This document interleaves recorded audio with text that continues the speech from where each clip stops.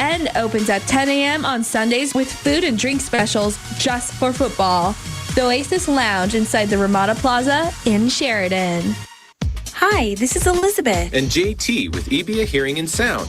Hearing well is living well, and we're here to help. Not only are we able to provide premier hearing aid technology with Bluetooth and AI, but we can address the environment in which you are hearing. Our sound consultation services tailor solutions to fit your needs. Whether at work, at church, or at home, if you're struggling to hear, we can help. Call EBA Hearing and Sound today, 674-8920. That's 674-8920. Your kids are grown and out of the house, but now your aging parents are needing some help. Does this sound familiar? Hi, this is Mandolin Meyer with Hospital Pharmacy West. Keeping track of medications can be confusing. Dosage, frequency, and what about that new prescription? At Hospital Pharmacy West, we'll answer your questions and help you keep it all straight.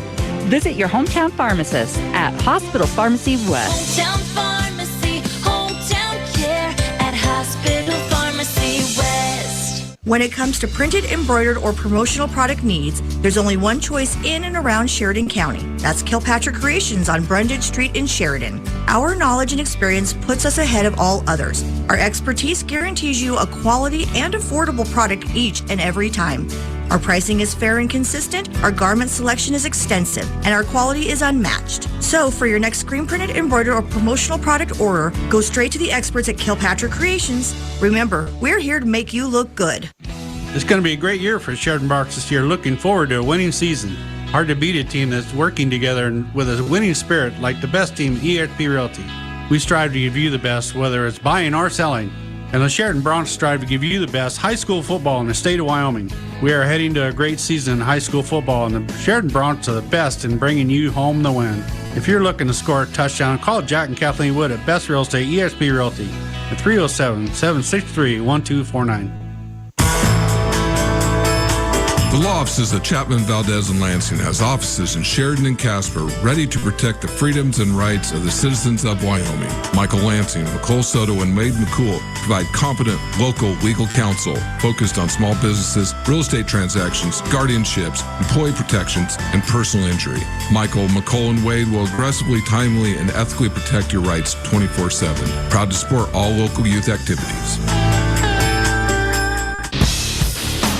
And welcome back, everybody, as we take a look at tonight's matchups in 4A football other than our game with Campbell County here in town. Rock Springs is playing at Cheyenne Central, Kelly Walsh at Cheyenne East, Cheyenne South at Laramie, and Thunder Basin plays at Natrona County. The Broncs have wrapped up the number 1 seed, but 2, 3, 4, and 5 are still up for grabs tonight, depending on the outcomes of these ball games. But it should be a fun night of 4A football. We've got a good one for you coming up. It's the Old Energy Bowl as Campbell County is here to take on the Broncs. And we'll hear from Kevin Coyle in his history report.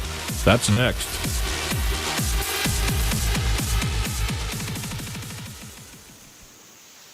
First Federal Bank and Trust formed in Sheridan in 1935 as a financially stable community bank. We strive every day to support and improve the lives of our staff, customers, and communities. Currently, we have some great certificate of deposit specials. We are also assisting you with an increased online savings rate that you can easily open online. First Federal strives to maximize your earnings. We have been your community bank since 1935. First Federal Bank and Trust. Online at efirstfederal.bank. Member FDIC. Take advantage of Jeep Adventure Days this month at Sheridan Motors. From the open road to the Bighorn Mountains, Jeep is always ready for the ride. Visit Sheridan Motors at 3270 Wrench Drive and check out our all-new Jeep inventory, accessories, gifts, and more. Premium 2022 Jeep vehicles are in stock now, with even more coming soon, so don't miss out. Excellent financing and special incentives may be available to those who qualify. Come see what Jeep Adventure Days is all about at Sheridan Motors.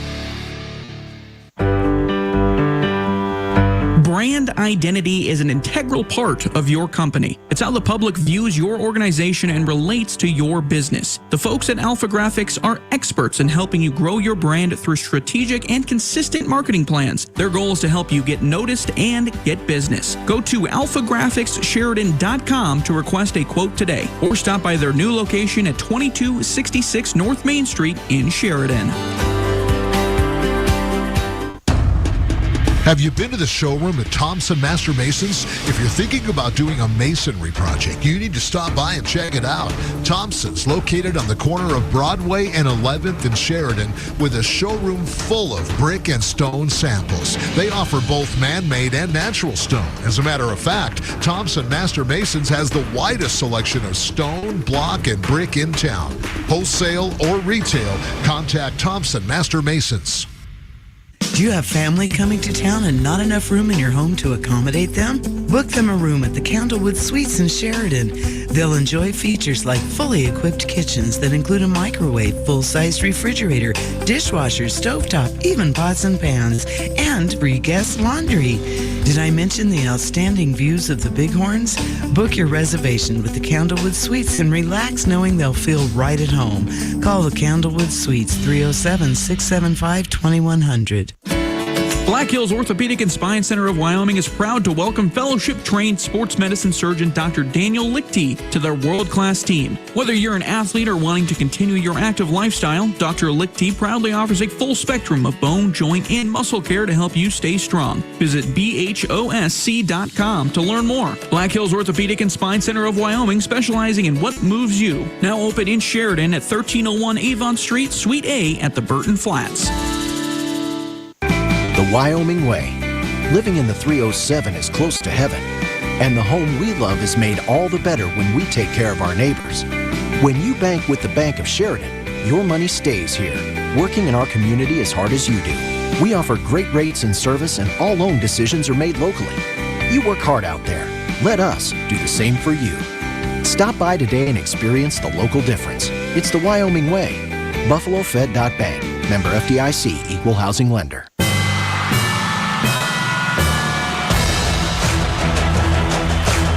Sheridan Media Sports, I'm Kevin Coyle with your Sheridan County High School Football History Report for Week 8, 2022. Information provided by Wyoming-football.com. For Campbell County at Sheridan, this game kicks off at 6 p.m. Sheridan won the first meeting between the two teams 100 years ago, while Campbell County got its first win in 1970. Sheridan leads the series 47-31 with one tie, including the postseason, and has won the last 5 meetings and 6 of the last 7. This does not count 4 games where it was Campbell County versus Sheridan's JV. As far as games at Sheridan go, Sheridan leads the series 28-13 with one tie. Sheridan's longest win streak versus Campbell County is 12 from 1927 to 1945. No games played from 1938 to 1944. But if you factor in a tie in 1926, it's a 17-game non-losing streak. Campbell County's longest winning streak versus Sheridan is 12 from 1998 to 2007. Sheridan has shut out Campbell County 19 times, the last in 2020, while Campbell County has shut out Sheridan 4 times, the last in 2005. Sheridan's largest margin of victory versus Campbell County is 87 in 1922. That was the first meeting 100 years ago, while Campbell County's largest margin of victory versus Sheridan is 48 in 2002, 48 zip. The most points that Sheridan has scored in a game versus Campbell County is 87 in 1922, while the most points that Campbell County has scored in a game versus Sheridan is 48 in 2002, 48-0. The two teams have gone to overtime versus each other once in 2010, with Campbell County winning 27-24. That first meeting between the two teams in 1922 still remains tied for the worst loss in Campbell County history in terms of most points allowed in a game versus any opponent and largest margin of defeat versus any opponent. For Wheatland at Tongue River, this game kicks off at 6 p.m. Wheatland won the first meeting between the two teams in 2012 and leads the series 4-0, including a 2-0 record at TR. Wheatland has shut out Tongue River once in 2012, which was the first meeting. The largest margin of victory for Wheatland versus Tongue River is 39 in 2012, 39 zip, while Tongue River's closest loss versus Wheatland is 6 last year, 20-14. The most points that Tongue River has scored in a game versus Wheatland is 20 in 2020, lost 38-20, while the most points that Wheatland has scored in a game versus Tongue River is 39 in 2012, 39 zip. The two teams have never had a game versus each other go to overtime. With your Sheridan County High School Football History Report, I'm Kevin Coyle for Sheridan Media Sports. Thanks a lot, Kevin, and we continue on the program. Coming up next, we'll hear from Bronx head coach Jeff Mowry as they get ready to take on the Camels.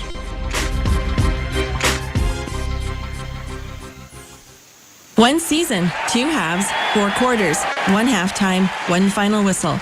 A season of memories to last a lifetime. Don't let distractions turn those memories into tragedies. Texting while driving is a dangerous distraction. Sending or reading a text takes your eyes off the road for 5 seconds. At 55 miles per hour, that's like driving the length of an entire football field with your eyes closed. Whether you're driving to the game or down the court, WYDOT reminds you to stop the text and stop the wrecks. Paid for by WYDOT Federal 402 funding.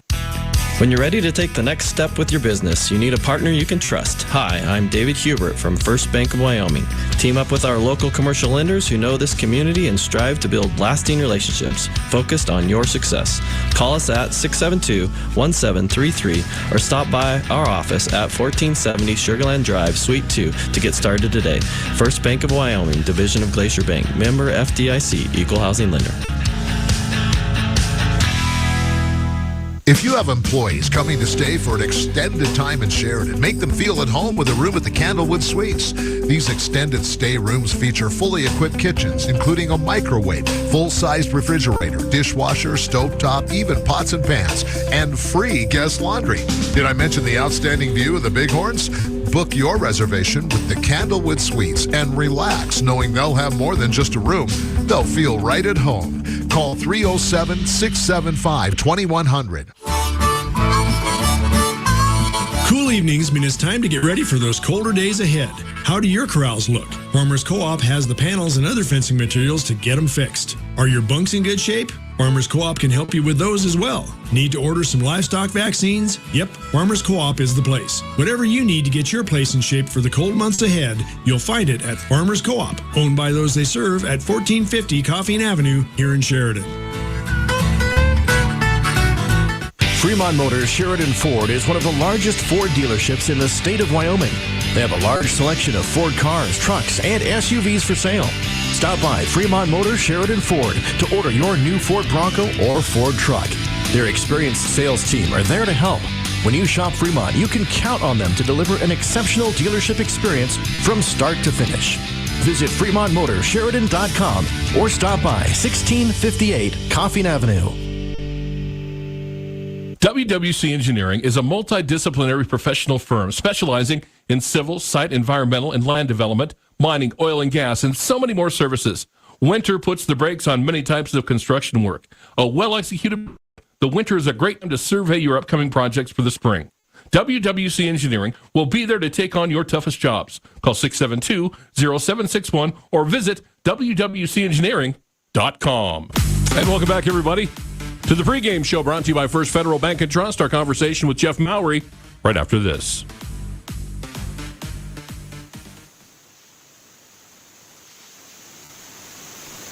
First Federal Bank and Trust formed in Sheridan in 1935 as a financially stable community bank. We strive every day to support and improve the lives of our staff, customers, and communities. Currently, we have some great certificate of deposit specials. We are also assisting you with an increased online savings rate that you can easily open online. First Federal strives to maximize your earnings. We have been your community bank since 1935. First Federal Bank and Trust. Online at efirstfederal.bank. Member FDIC. Jeff, as you guys get ready to go against Campbell County tonight, big night, not only the regular season finale, but senior night, and that's always kind of one of those important dates for certain members of your team.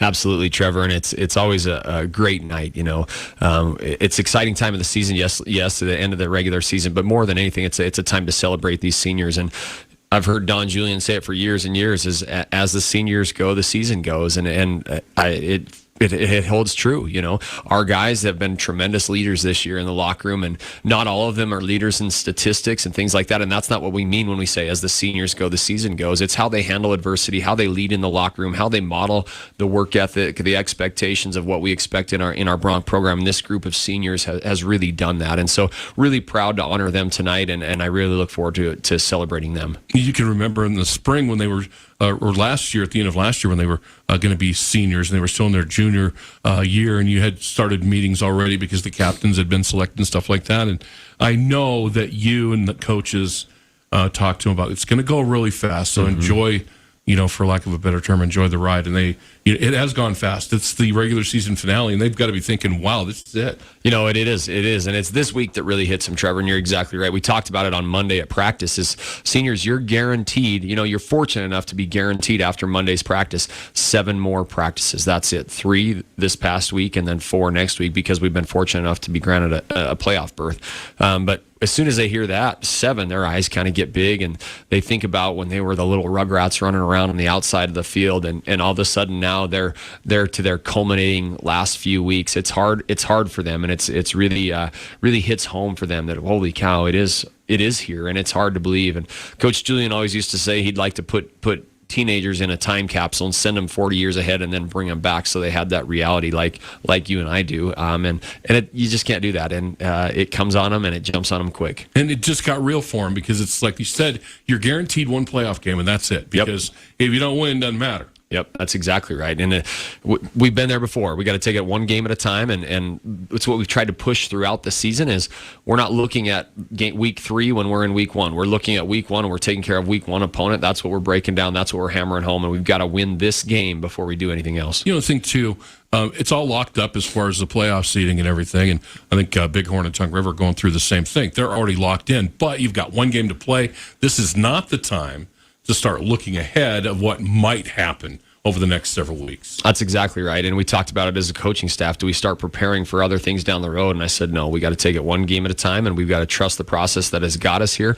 And all throughout the year, we haven't prepped for the next team. We've practiced for this team right now. We've prepped for this team. We haven't put any other defenses in for the next week. It's all about this week. We've got to beat Campbell County right now. And then on Monday, we can transition to the next team. Isn't that part of the deal, though, when you talk, you don't want to change anything up.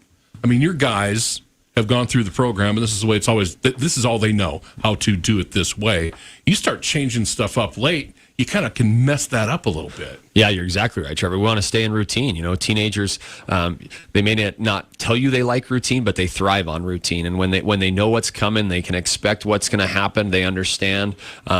You know, just why we try to put them against game-like scenarios in practice so that when the game comes, they're ready for it and they fall to that level of their training. And so we want to train them the best that we can so then on Friday nights we can produce. And this set of Broncs have really put themselves in a great spot after last week. Yeah, I mean, we talked about it last week, Trevor, is we were the only team in the state in 4A that controlled our own destiny, and that's a great spot to be in. Yet at the same time, that's a nervous spot to be in when you're going to Natrona, a tough place to play, which is a team that can run the ball, and we saw that, and they are very physical. And so our guys really proud of the way they responded, got off the bus, got points on the board, and really battled for 4 quarters and put themselves in a tremendous situation where now if we continue to win one game at a time, we get to stay at home until a trip to Laramie if we're fortunate enough to get there. You know, you look at this group too. It was, you know, we talked early in the season about the inexperience and everything, and we don't have to talk about that now because you look at battle-tested group,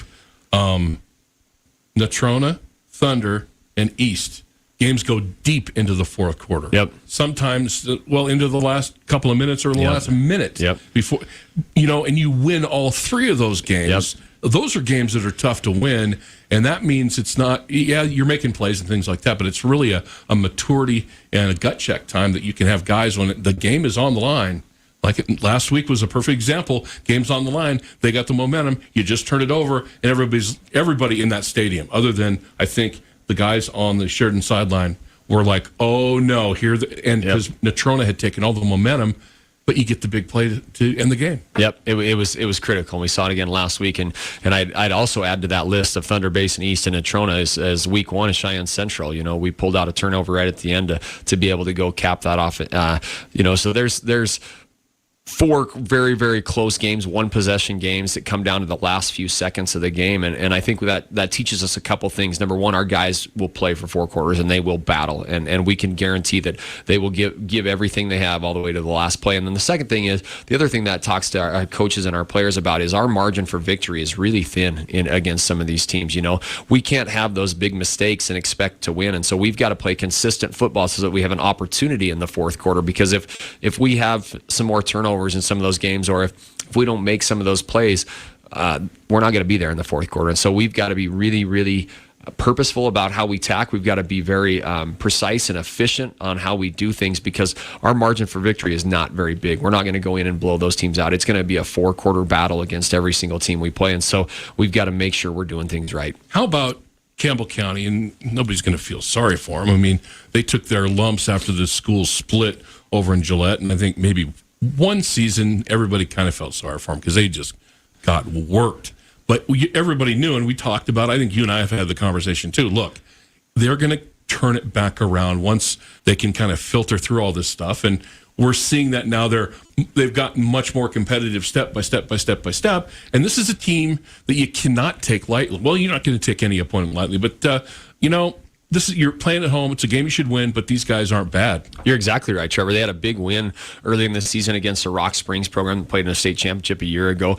They were up against Thunder Basin 24-7 at halftime and ended up giving that up in the second half. Thunder came back. But this is a high-quality football team and led by a sophomore quarterback in Mason Drube that has talent, more talent than he knows what to do with. The guy can throw it well. He runs very well. And many of the people around Sheridan saw his father play and was a tremendous athlete. And so we've got our hands full here, and you're exactly right, Trevor. We've got to play well, and we've got the first seed locked up, but that doesn't mean we don't need to come out and execute, because we don't want Campbell County to start having the confidence to play against us, because this team's just going to get better and better. And I think it's more of the same. I mean, you and I can have, we can have our visits for the first 9 weeks of the season, and it's funny how the season progresses. Early in the year, we're talking about, we don't know much about these other teams and stuff, and then finally you start getting some film, and then you're into week 4, 5, 6. Then we start thinking about, okay, playoffs, who else is doing well? And now we're at that point. But again, in this ball game tonight with Campbell County, it seems like it always comes down to this. And you and I,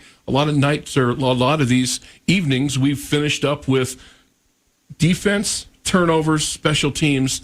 And that was big last week, and it's big in every game. Absolutely, they're huge. You saw special teams from the very first kickoff against Natrona. They pooch kick one, and unfortunately for us, they were offsides, and then we get the other one on the 40-yard line and put together a first drive. And you might say, oh, that's not a huge play. We just got the ball at the 45-yard line because they don't want to kick to us. That's a huge special teams play, and it was special teams throughout, and then timely turnovers. We had some timely turnovers. The first pick by Cale Gilbertson gives us great field position to put another score in the end zone, and then the last pick caps it off. They're trying to run a hitch to their boundary, and Aiden O'Leary jumps it, makes a great play, and we can cap off the game there. And so those turnovers are huge, and then our defense doing just enough to, we gave up a lot of yards, more than we want to, and more than Coach McEwen for sure wants to, but when it came down to it, we gave up 22 points against 88 offensive plays, and so we're happy with that, but we expect better. How about game plan tonight? How do you want to see you guys play these guys? We've got to come out and we've got to be physical right from the get-go. This is a physical football team, and they have athleticism, and we've got to initiate the physicality right off the get-go. Special teams, offense, defense, we've got to come right at them. And if we do that, I think we'll be in a pretty good spot to continue and execute for 4 quarters. But that's what we've got to do, get off to a hot start, and we've got to play great special teams. Last week was the first time we've gone 100% in PAT for the previous 4 or 5. We've got to be very, very good on every special teams, and then we've got to force Campbell County, which they do well. They throw the ball really well. We've got to force them into some turnovers, and like you said just a minute ago, turnovers will be critical again tonight. Good luck tonight. Thanks, Trevor. First Federal Bank and Trust formed in Sheridan in 1935 as a financially stable community bank. We strive every day to support and improve the lives of our staff, customers, and communities. Currently, we have some great certificate of deposit specials. We are also assisting you with an increased online savings rate that you can easily open online. First Federal strives to maximize your earnings. We have been your community bank since 1935. First Federal Bank and Trust. Online at efirstfederal.bank. Member FDIC. So we heard from Coach Mallory. Now we're ready to roll. Bronx and Camels play next. The share it with a friend deal, even if that friend is yourself. Your McDonald's, your rules. There's a deal for every friendship at McDonald's. Right now, buy a Big Mac, 10-piece chicken McNuggets, or a quarter pounder with cheese, and get the second one for just $1. And pair them with one of our frozen drinks, like the new Fanta Blue Raspberry. Price and participation may vary. Valid for product of equal or lesser value. Cannot be combined with any other offer. Ba-da-ba-ba-ba. Do you love what you do? Well, I do. Hi, this is Jill Bates with Best Real Estate. I have the pleasure of working with many amazing people every day, assisting them with the next chapter, whether buying or selling. Real estate is not just looking at pretty homes. There are lots of hoops, steps, and challenges to overcome, and people to coordinate to achieve a successful closing. We don't expect you to know what to do. You don't do this every day like we do. Let me and my outstanding and caring team at Best Real Estate be your guide and make the start of your next chapter a success. Give us a call today, 675-BEST. As always, make it a great day. Brokered by EXP. Are you thinking about going to college, but you're not sure where to start? Sheridan College is here to help guide you every step of the way. Stop by anytime, Monday through Friday during business hours to meet with an enrollment expert and get your questions answered about financing, whether to go full or part-time, degree programs, and more. With over 50 programs of study, they truly have something for everyone. Find out more at sheridan.edu.Sheridan College. Begin your journey. Are you looking to ease a financial burden, secure college funding, make home improvements, consolidate debt? Hi, this is Matt with Homestar. These are all things we can help you with. Don't let national news stop you from exploring options to solve your problems and ease your mind. I will personally help you every step of the way. Stop by and see us. We are located behind Bison Union Coffee Company at 30 Grinnell Plaza. Find us online at homestarfc.com. Homestar, your easiest way home. Is Wyoming Corporate Office your one-stop shop for everything you need for your Wyoming-based business, LLC, or corporation formulation? Yes. Service of process and mail forwarding services? Indeed. Fulfill the legal requirements for small businesses based in Wyoming? Absolutely. Wyoming Corporate Office provides the communication between your business and the state, so you don't have to. Learn more by visiting WyomingCorporateOffice.com today. This is David Cook with ERA Care Realty, inviting your kiddos to enter the coloring contest inside our October real estate guide. We have 4 age groups, and each age group will win 3 prizes: a $25, $20, or $10 gift card to Dairy Queen. Color the pumpkin inside the real estate guide, include your name and phone number, and drop it off at ERA Care Realty. Look for the guide in racks around town or in the stand in front of our office on North Main in Sheridan. Entry deadline is October 21st. Mobile banking is a terrific service with numerous features, and Sheridan Community Federal Credit Union has it. With the Sheridan Community Federal Credit Union mobile banking app, use your smartphone for remote deposit, transferring money, paying bills, making loan payments, and more. Take a picture of a check and deposit it into your account. Mobile banking is fantastic at Sheridan Community Federal Credit Union, 141 South Gould, member NCUA, equal housing lender. I scream, you scream, we all scream, it's almost Halloween! So stop into Bomber Mountain Nutrition and try one of their Halloween-themed drinks like Cauldron Energy, Spooky Smoothie, or one of their great pumpkin-spiced options. And don't miss out on the Halloween specials next week. From shakes, real fruit smoothies, energy drinks, Manchester Street coffees, protein-packed drinks, to pre- and post-workout drinks. You can also turn any smoothie or shake into a protein-packed bowl or waffle. Look for updates on Facebook and Instagram and order delivery on DoorDash, or come into Bomber Mountain Nutrition at 41 East 1st Street. And good evening, everyone. Welcome to Thorn Rider Stadium. Homer Scott saying, sorry, I got into baseball. Sorry about that. Sheridan Bronx taking on Campbell County tonight. Trevor Jackson and Ryan Parker with you. Ryan, good to have you back with us. Well, thanks for having me back. You know, last week was stupendous for the Bronx. What a great fantastic victory game. in Natrona. And let's talk about, today we had Tongue River's playing now. Bighorn won today. Bighorn won today. The Bronx are playing, and all these games, as far as the standings, don't mean anything, but all the coaches said, we got to play. Absolutely. We got to play to the end. You know, Coach Mallory mentioned that, you know what, you can't look past any opponent. You know, they're here to play. They got to keep doing what they do best, rolling into the playoffs. Well, they can't change what they've been doing all year. We're not going to do what the NFL does. You're not going to bench your starters because, now I understand you don't want to you don't want to get anybody hurt. I get that. But we're not going to change the routine. We're going to play to the very end because next week is when it starts to reel. Absolutely. Right? Yep. You know, this is a culmination of the regular season, but then everybody starts 0-0 next week. You know, Sheridan has secured the home field advantage throughout, so nice for them. They've earned it. They've worked hard all year to have that privilege, and we'll see how this one plays out. You know, the thing about it is we look at the league right now. Sheridan, okay, we're on top. Natrona, East, Thunder. Those 4 teams. Let's throw Central in there as well. Sure. I mean, you look at the Bronx. Look how they beat these teams. They beat every one of them. But it was like at the last late fourth quarter. Literally, last week we saw it was the last seconds of the game. They won. So, I mean, it's still a razor-thin margin of victory right now for the Sheridan Bronx. Absolutely. And, you know, those of us that follow sports stuff, they always say it's hard to beat a team twice in the same year. So they just got to keep that routine going. Don't change up what you've been doing all year to get you this far. And, tonight, I think nothing will look different. And I think you're on the same page with I am, and I just appreciate the effort these guys have put in. These kids and the coaches together have put in a superb effort to be undefeated. I mean, that's hard to do. Oh, for sure. They're the smallest 4A school. Yep. And they have taken it to every other team.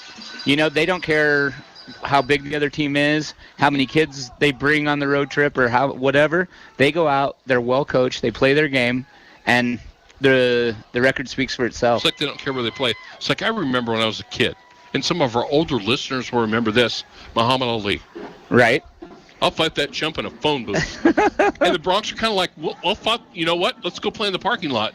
And it's just a great mentality to have, and I think that Don Julian took over this program in 2008, and since then it is absolutely an amazing the transformation we've seen. And with Jeff Mowry and the coaching staff have followed up after Coach Julian retired, it has been just unbelievable to watch. It's like, oh, they're going to play in a Toronto County. I'm not going to ever count these guys out. Absolutely. Now, okay, tonight, opponent, Campbell County. Look, we know what happened to them when the school split in Gillette and everything, blah, blah, blah, blah, blah.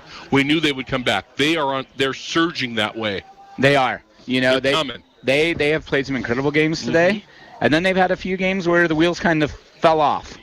So we will see which Campbell County team shows up tonight, as we're, the Camels wearing their road white uniforms, and the Bronx are donned in yellow jerseys with white pants with the blue numerals. Okay, Duval ready to put it away, and watch out. Here we go. And they're going to onside kick it, and the Bronx will cover it. No, it's a live ball. I think Campbell County has it at the Sheridan 38-yard line. The onside kicked, and I think it's Campbell County ball. I haven't seen the official make a signal, so let's see. No, Bronx offense is going out. Right? So the Bronx did cover it. Sorry, excuse me. I thought the Campbell County guys were on it. So Campbell County onside kicks, but the Bronx recover it, and they'll have it 1st and 10 on their own 37-yard line. That could have been disastrous to start the game. I mean, that was a free ball. That's a live ball. That hit a couple of different players. So 1st and 10 for the Bronx. And Gilbertson, the quarterback, going to bring Dane Steele in motion. We'll give it to Colson Kuhn over the right side or left side, and not a whole lot there, maybe 3 or 4 when they pile him up, and they'll spot him down near the 43-yard line. But that was a free ball. That's kind of scary when it starts bouncing around. And they give Colson a gain of 5 on that. Well, that was generous. So the ball will be at the 43-yard line, and 2nd and 5 for the Bronx. And again, everything's sewed up tonight for the Bronx. It doesn't matter win or lose, but they want a good performance tonight. They'll play, and we think it's Laramie next Friday night. If everything plays out the way we think it will, Laramie will be making the long road trip up north. Bring a motion back, and it's going to be, and not a whole, close to a first down. And flag came in. I think they're going to get Campbell County on a face mask, so you might see if this is the 15-yard variety. And we will add that to the end of the run. And that was Kettner, Matt Kettner on the carry. Yep, personal foul on the Camels. Ooh, that's a 15-yarder. That's a biggie. I saw it from all the way up here. Was it? Do you think it was a biggie or not? Oh, yeah, it was a personal foul. Jerked him back? Yep. Okay. So that will move the ball all the way down to the Campbell County 37-yard line. So the Bronx now in business. Again, just underway. No score on the range scoreboard. And the Bronx right now 1st and 10 at the 37 of Campbell County. Gilby takes a snap. Going to give it to Steele. And not a whole lot there. Maybe the line of scrimmage, that'll be it. That Campbell County defense did a nice job of staying home right there and kind of forcing him back inside a little bit. And it will be no gain on the play. 2nd and 10 coming for the Bronx. Actually, they'll give him a yard. Okay. They'll give him 36, so they'll give him a yard. 2nd and 9 coming. Gilby quickly gets everybody. Now we'll get a play from the sidelines. Again, Colson Kuhn, the running back. Gilbertson in the gun. 4 wides in the set. To Jackson Lynn lines up to the near side. 3 wides to the far side. And Gilby ready to go on 2nd and 9. Steele in motion. Gilby to throw. Dodges one rusher. Throws underneath. Incomplete. Looking for Kentner off his fingertips. Incomplete. Threw a little bit behind him. 3rd and 10. Kentner A did a little good bit job. of pressure there. Right. Campbell County did a nice job getting some pressure. He had to step up in the pocket a little bit and just overthrew Kentner.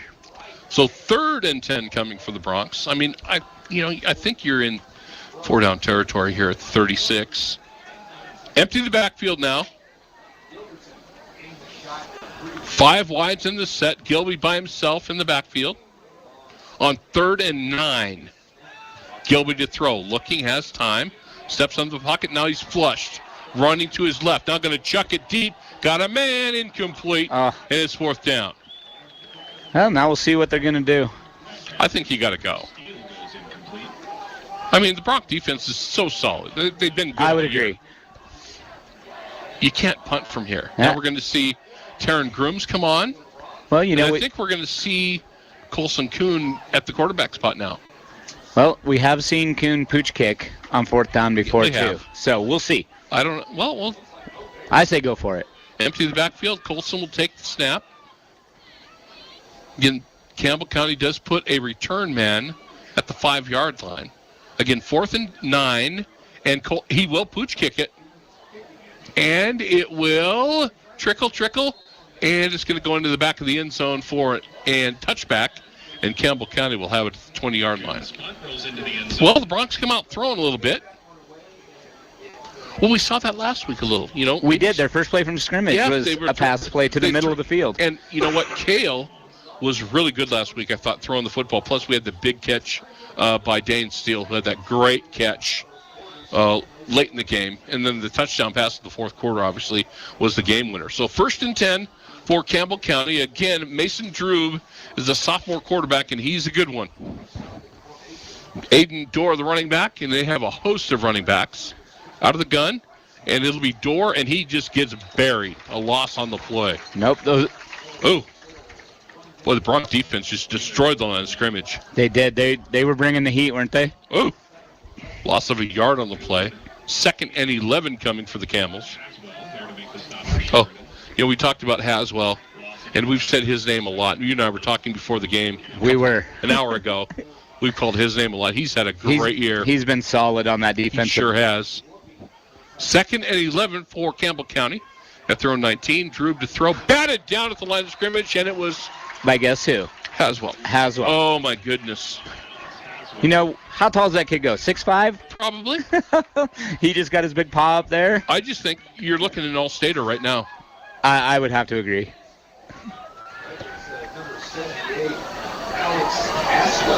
Alex, only a junior.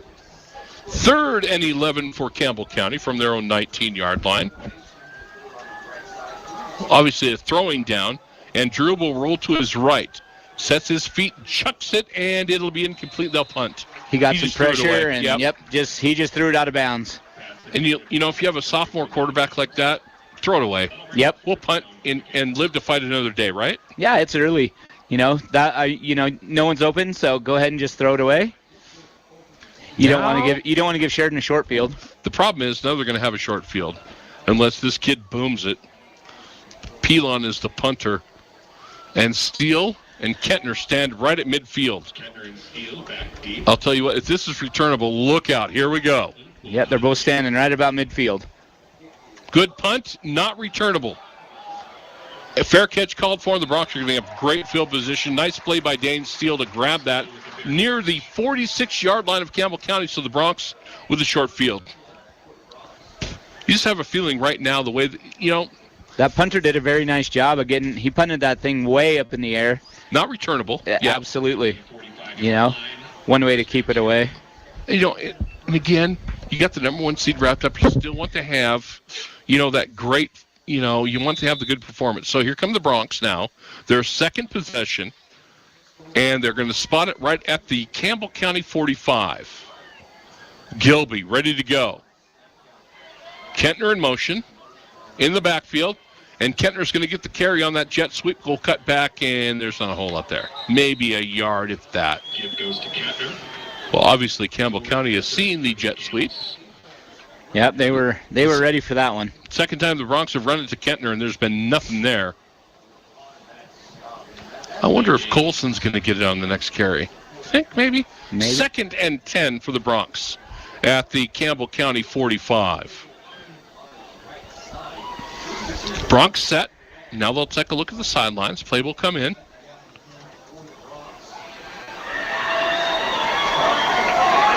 Four wides in the set. Kuhn in the backfield with Gilby.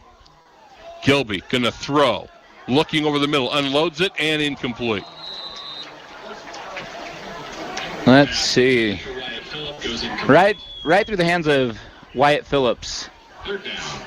So he was open. 3rd and 10. Well, the Bronx kind of opened it up here a little bit. The thing about it is, if we think of it this way, and I'm not going to get into the mind of Jeff Mowry, but it's like, look, we're locked into what's going to happen next week. Let's try some stuff, right? Right, because you never know when you might need it come next week. Because if you need to score, we're going to go to number 5. We all know that. Empty backfield, 5 wides in the set on 3rd and 10. Gilbertson to throw. Set up the screen pass. They're going to get it to Kuhn. He's hit immediately and dropped, and the Bronx probably will punt. About a 3-yard gain. 4th and 7 coming at the 42-yard line of Campbell County.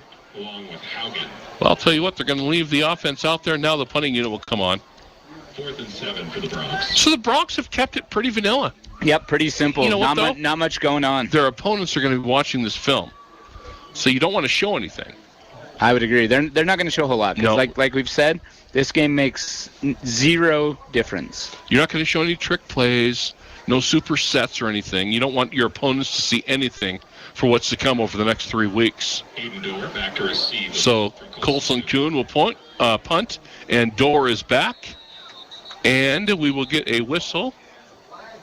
Got to delay a game. And that's okay. Yep. You're punting basically. Colson would have hit this from the 50. He's got a pretty good leg, so they're going to back him up 5. I think that was planned. Yeah. Give him a little bit more room to work with. And again, I think the coaching staff is telling the defense right now, guys, we know you're good. We're going to put a lot of faith in you to keep these guys under control. Right. So Colson Kuhn ready to punt. Rugby-style kick, booms it away. It's not going to be returnable, and it will bounce and bounce. It's hit near the 3-yard line. I think it's out at the 3. Knocked out at the 3-yard line. Play. Wow. I didn't see who that was. I think it was Dane Steele that ran down there and kept it from going into the end zone. Dane can run. And he smoked it down there and batted it out of bounds at the 3. So Campbell County will take it over at the 3-yard line. 1st and 10 for the Camels at their own 3. 7:08 to play. And the opening quarter, no score on the range scoreboard. Well, and now we'll see this Campbell County offense for the second time, see if they can get anything going. But they've got... That's a little scary. They're backed up to their own 3-yard line. I would say if you're the quarterback taking a shotgun snap and you're in your own end zone, got to be a little nervous. They're going to empty the backfield. So Drew by himself in the backfield with 5 wides in the set from his own end zone.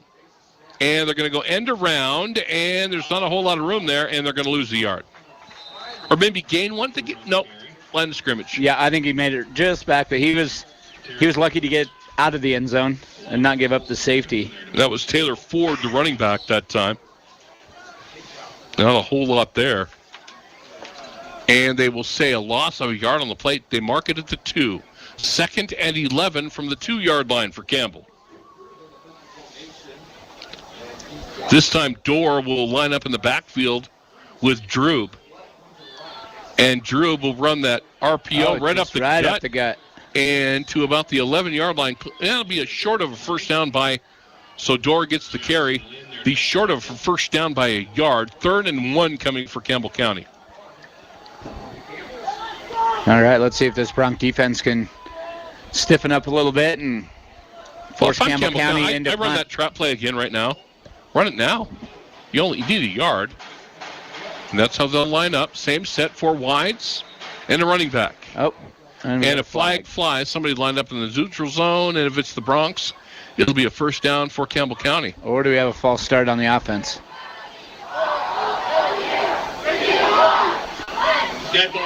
Oh, somebody for Campbell County moved.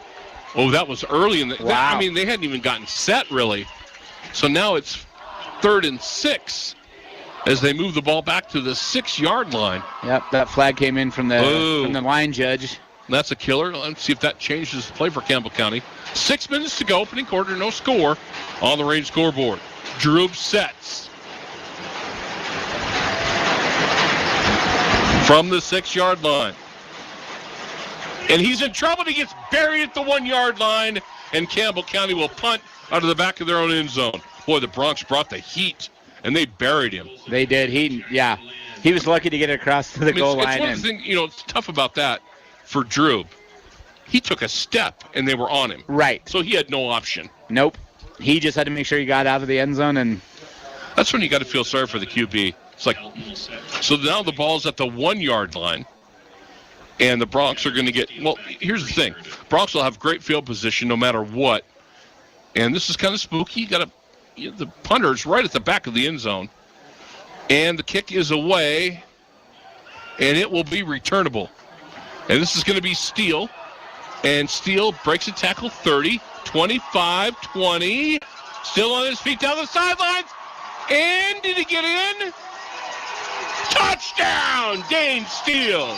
Wow. A 40-yard return. Well, we said you're going to do something with it. Yeah, they did. He caught that on the near side of the field over here and kind of just switched directions and headed to the far side, and he had a line of blockers in front of him, had to break one tackle, and then he was gone. Once he got to the sidelines, Ryan, it was over. Yep. You could see the wall was built. And now Colson Kuhn for the PAT. So Dane Steele goes 40 yards for the touchdown.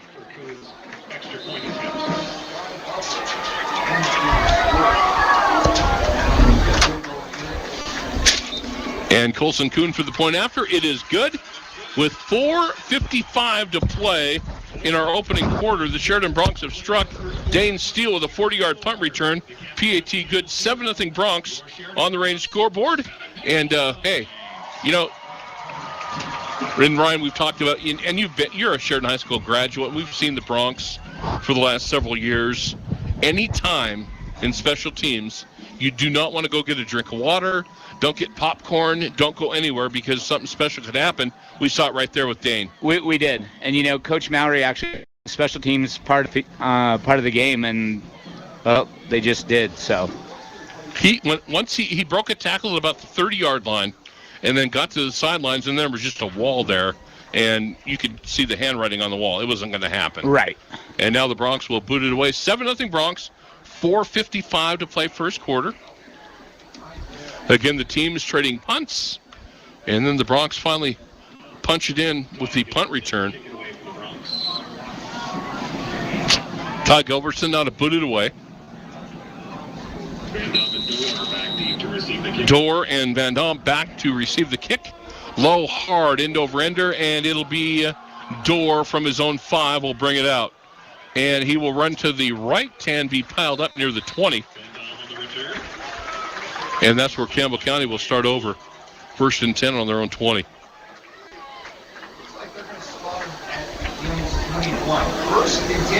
So 1st and 10 for Campbell. The nose of the ball, if you're looking and watching on our web stream, the 21-yard line, what they gave him. Again, with 4:48 now to go, opening quarter. Bronx lead it 7-0 on the range scoreboard. And Drew brings his guys out 5 wides in the set. They'll empty the backfield.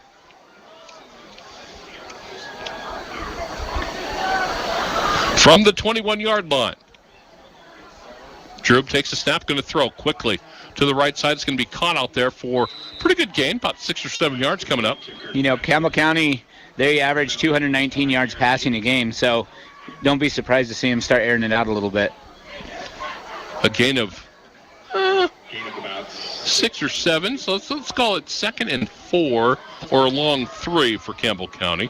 Line of scrimmage at their own 27.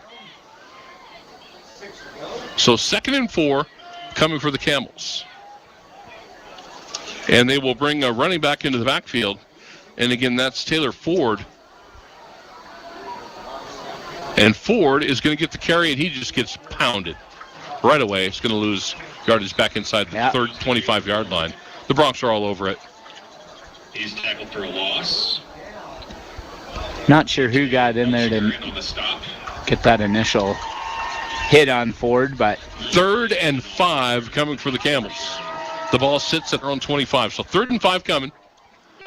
Clock running, 4:15 to play opening quarter. Bronx lead 7-0 on the punt return from Dane Steele for the touchdown.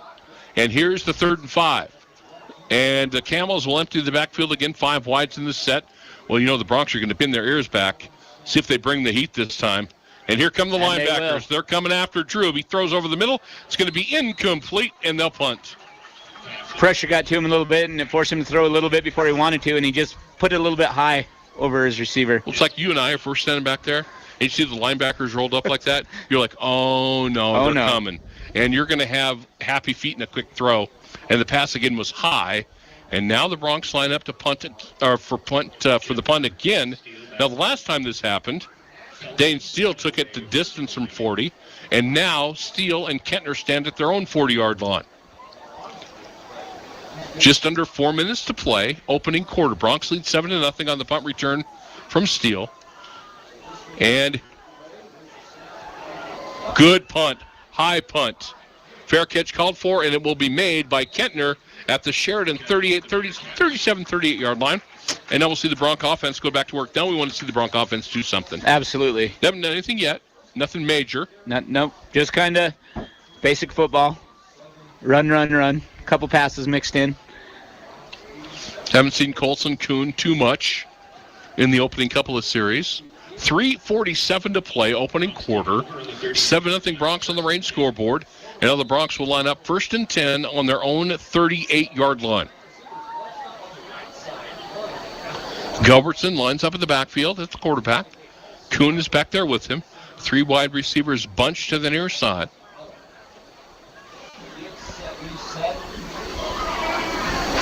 Gilbertson will give it to Kuhn, right up the gut for about 6 or 7. Yeah. Across the 45. Nothing fancy. Just straight dive play right up the middle. Gain of 7 to the 46-yard line.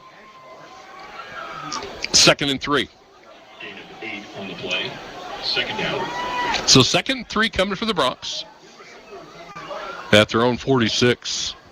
Same set. 3 wides and a running back, and Gilby going to throw. Has plenty of time.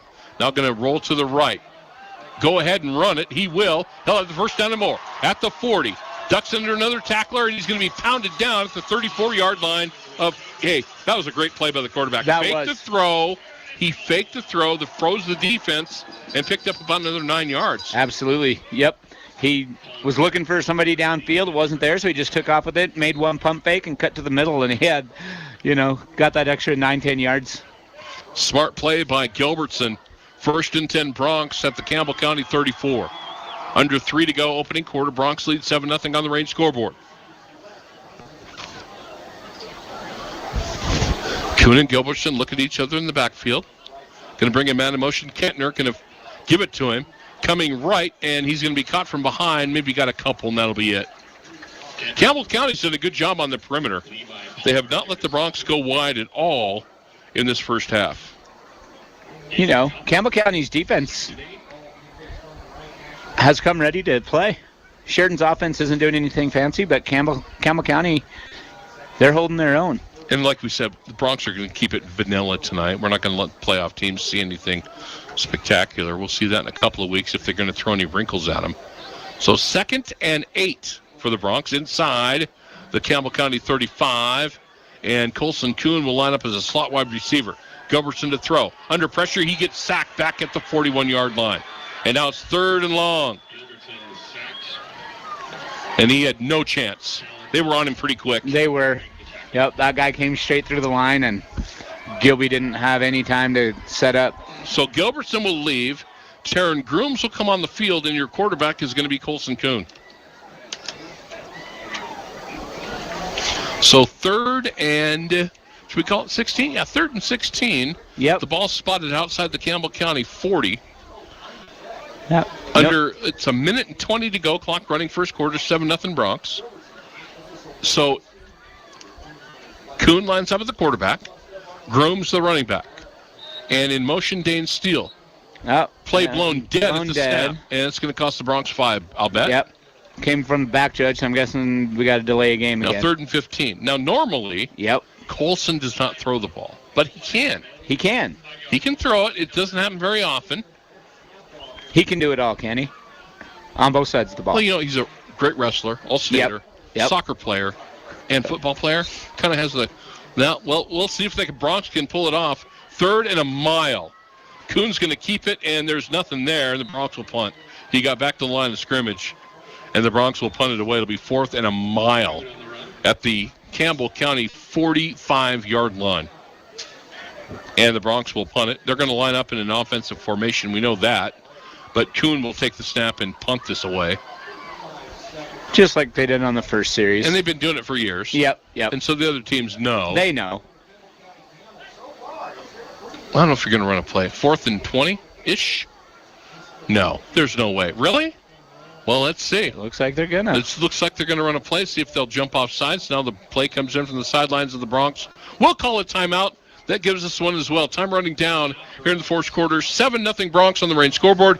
You're listening to Bronx Football on 1410 KWY on 106.9 FM and our video web stream, SheridanMedia.com. It's been said that for every dollar spent at a locally owned business, it returns 3 times as much income into the local economy. Hi, this is Mandolin Meyer from Hospital Pharmacy West. The money you spend with a locally owned business stays in our community longer. It's just another way to recycle and help our community. When you shop local, we all win. Thank you from all of us at Hospital Pharmacy West. Hometown pharmacy, hometown care at Hospital Pharmacy West. WWC Engineering is a multidisciplinary professional firm specializing in civil, site, environmental, and land development, mining, oil and gas, and so many more services. Winter puts the brakes on many types of construction work. A well-executed project requires detailed planning, which can take months. Get yourself prepared. The winter is a great time to survey your upcoming projects for the spring. WWC Engineering will be there to take on your toughest jobs. Call 672-0761 or visit wwcengineering.com. Welcome back, everybody. Well, the Bronx will line up and boot it away. And Colson will take the snap, and the kick is away. And it's a boomer, and it will go out of the back of the end zone. Campbell County will have it at their own 20. So 7-0 Bronx. Again, just time running out here in the first quarter. 18 seconds to go in the first. The Bronx have kept it, well, Ryan, I'll say pretty vanilla. They're not showing jack. They are not. They're not doing anything. I would expect nothing less at this point in the season. Well, look, you already said, you don't want to show. You've got big dogs out there like Natrona East, Thunder. You've got Cheyenne Central. We're not, and I'm sure the coaching staff, we're not going to show those cats anything. Right. So 1st and 10 for the Camels from their own 20. Droop takes a snap, going to give it underneath, and a couple, maybe a yard or two, and that's going to be Taylor Ford on the carry. Got a yard. 2nd and 9 coming. Tackled by Colin Custis, Chance Larson, and Dean Kirshner. And that's the end of the first quarter. As the horn sounds, we go to the second after 1. On the Range scoreboard is Sheridan 7, Campbell County nothing. You listen to Bronx Football on 1410 KWY on 106.9 FM and our video web stream at SheridanMedia.com. When you're ready to take the next step with your business, you need a partner you can trust. Hi, I'm David Hubert from First Bank of Wyoming. Team up with our local commercial lenders who know this community and strive to build lasting relationships focused on your success. Call us at 672-1733 or stop by our office at 1470 Sugarland Drive, Suite 2 to get started today. First Bank of Wyoming, Division of Glacier Bank, member FDIC, Equal Housing Lender.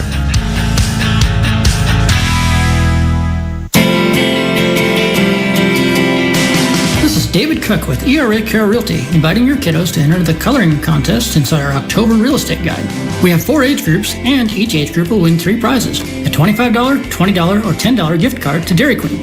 Color the pumpkin inside the Real Estate Guide, include your name and phone number, and drop it off at ERA Care Realty. Look for the guide in racks around town or in the stand in front of our office on North Main in Sheridan. Entry deadline is October 21st. This is Troy Baker with Hammer Chevrolet, and you're listening to Sheridan Media Sports. Welcome back, everybody. We go to the second. 2nd and 9 for the Camels at their own 21. And Drew will put Ford in the backfield with him. And Drew to throw. Underneath, it's incomplete. One of the running back Ford out of the backfield. Not even close. And that'll bring up 3rd and long. I think both teams kind of have kept it close to the vest. Yeah. I mean, Campbell County's not showing anything either. I think both teams are kind of like, you know what? I don't want to show our opponents next week or the week after what we're doing. Yep. Campbell County is locked into the number 6 seed, I do believe. Mm-hmm. So their opponent, will be watching this as well. So and they're going to have to, in Campbell County will travel next week. They will indeed. And they don't want to show anything crazy either. And we know how solid they are. 3rd and 9 for the Camels at their own 21. Bronx bring the heat. Drew under pressure. Duffs out of it, and then bear down he goes. Ball's out. Bronx have it. Oh, they got a chance at a return, and they're in for the score. Raider Tomlinson picks up the fumble. Raider, how about you, dude? Lineman's dream right there. There it is. Can I use Chris Berman? Yes. Rumbling, stumbling, bumbling? Yeah. Raider Tomlinson picks up the fumble and scores. He darn near got a fumble recovery in the Laramie game for a touchdown. You know what's great about it is it's senior night. It is. He's a senior. On your senior night, you score. As a defensive lineman? That's awesome. That's great. Congratulations, Raider Tomlinson, as they knock the ball out and Raider returns it. I'm not sure who made the hit to knock it free, but Raider was there to scoop it up and rambled about, 12, 15 yards maybe. So Colson Kuhn for the point after. So all of a sudden you're like looking at the scoreboard, it's like special team score, defense scores, extra point is good. 11:45 to go in the half. Defense has scored. Special teams have scored. 14-0 Bronx on the range scoreboard. You listen to Bronx football on KWY on 106.9 FM. A wide variety of 8-week courses begin at Sheridan College on October 24th. There are flexible opportunities that help towards your degree or expand your knowledge in a variety of subjects. Learn how to brew your own beer, or study rural poetry, or study the classic rock and roll band The Beatles. Seats are limited, so don't miss out. Call 675-0500 today to speak with an enrollment expert. For a full list of courses available, go to www.sheridan.edu. Register now. Classes begin October 24th. Sheridan College. Begin your journey. This is Dr. Dana Leroy with Leroy Family Dental, and you're listening to Sheridan Media Sports. Welcome back, everybody. Well, the Bronx lead 14-0. Special teams scored a punt return. Defense just scored. How cool is that for Raider Tomlinson? I'm so happy for that kid. We've watched that kid play football since he was in 5th grade. Doing little guy football. How cool. That is so cool. And on senior night, like you just said, oh man, I bet you can't wipe the grin off over his the moon. face. Yeah, he's over the moon. Raider Tomlinson with the fumble recovery and the return of the touchdown. And here is the kick by Gilbertson. Again, a high boomer, and this will be returnable. Van Dam will bring it out at the 15-20 to the sidelines, and he's going to be finally forced out of bounds outside the 25, about the 26-yard line. But you know, if we were flipping the script to, if we were talking before the game, it's like it's going to be 14-0, the Bronx lead. The offense hasn't scored yet. Right. Really? I was just going to mention, Campbell County's got to feel pretty good about themselves. Yeah. They haven't let the Bronx offense score, but they're down 14-0 on the scoreboard. So maybe a little, take a little wind out of their sails, but, their defense has been pretty solid so far. So Campbell County will take over. Just the ball again, just across their 25-yard line.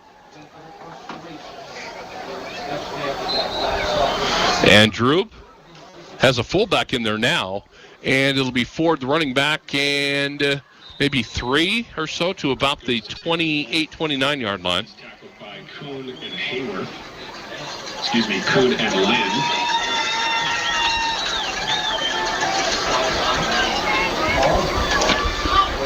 So second down coming up, 2nd and 7 for the Camels. The ball spotted at their own 29-yard line. 14-0 Bronx. Again, just underway, second quarter on the range scoreboard. Same set with the fullback in the lineup, and it's going to be Ford again, and there's nothing there. And he actually loses a little bit. So let's call it 3rd and 7 coming. So let's give him the line of scrimmage. That'll be it. Yep.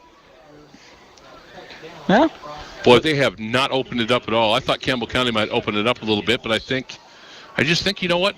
If you're in the playoffs and you know it, you got bigger fish to fry next week.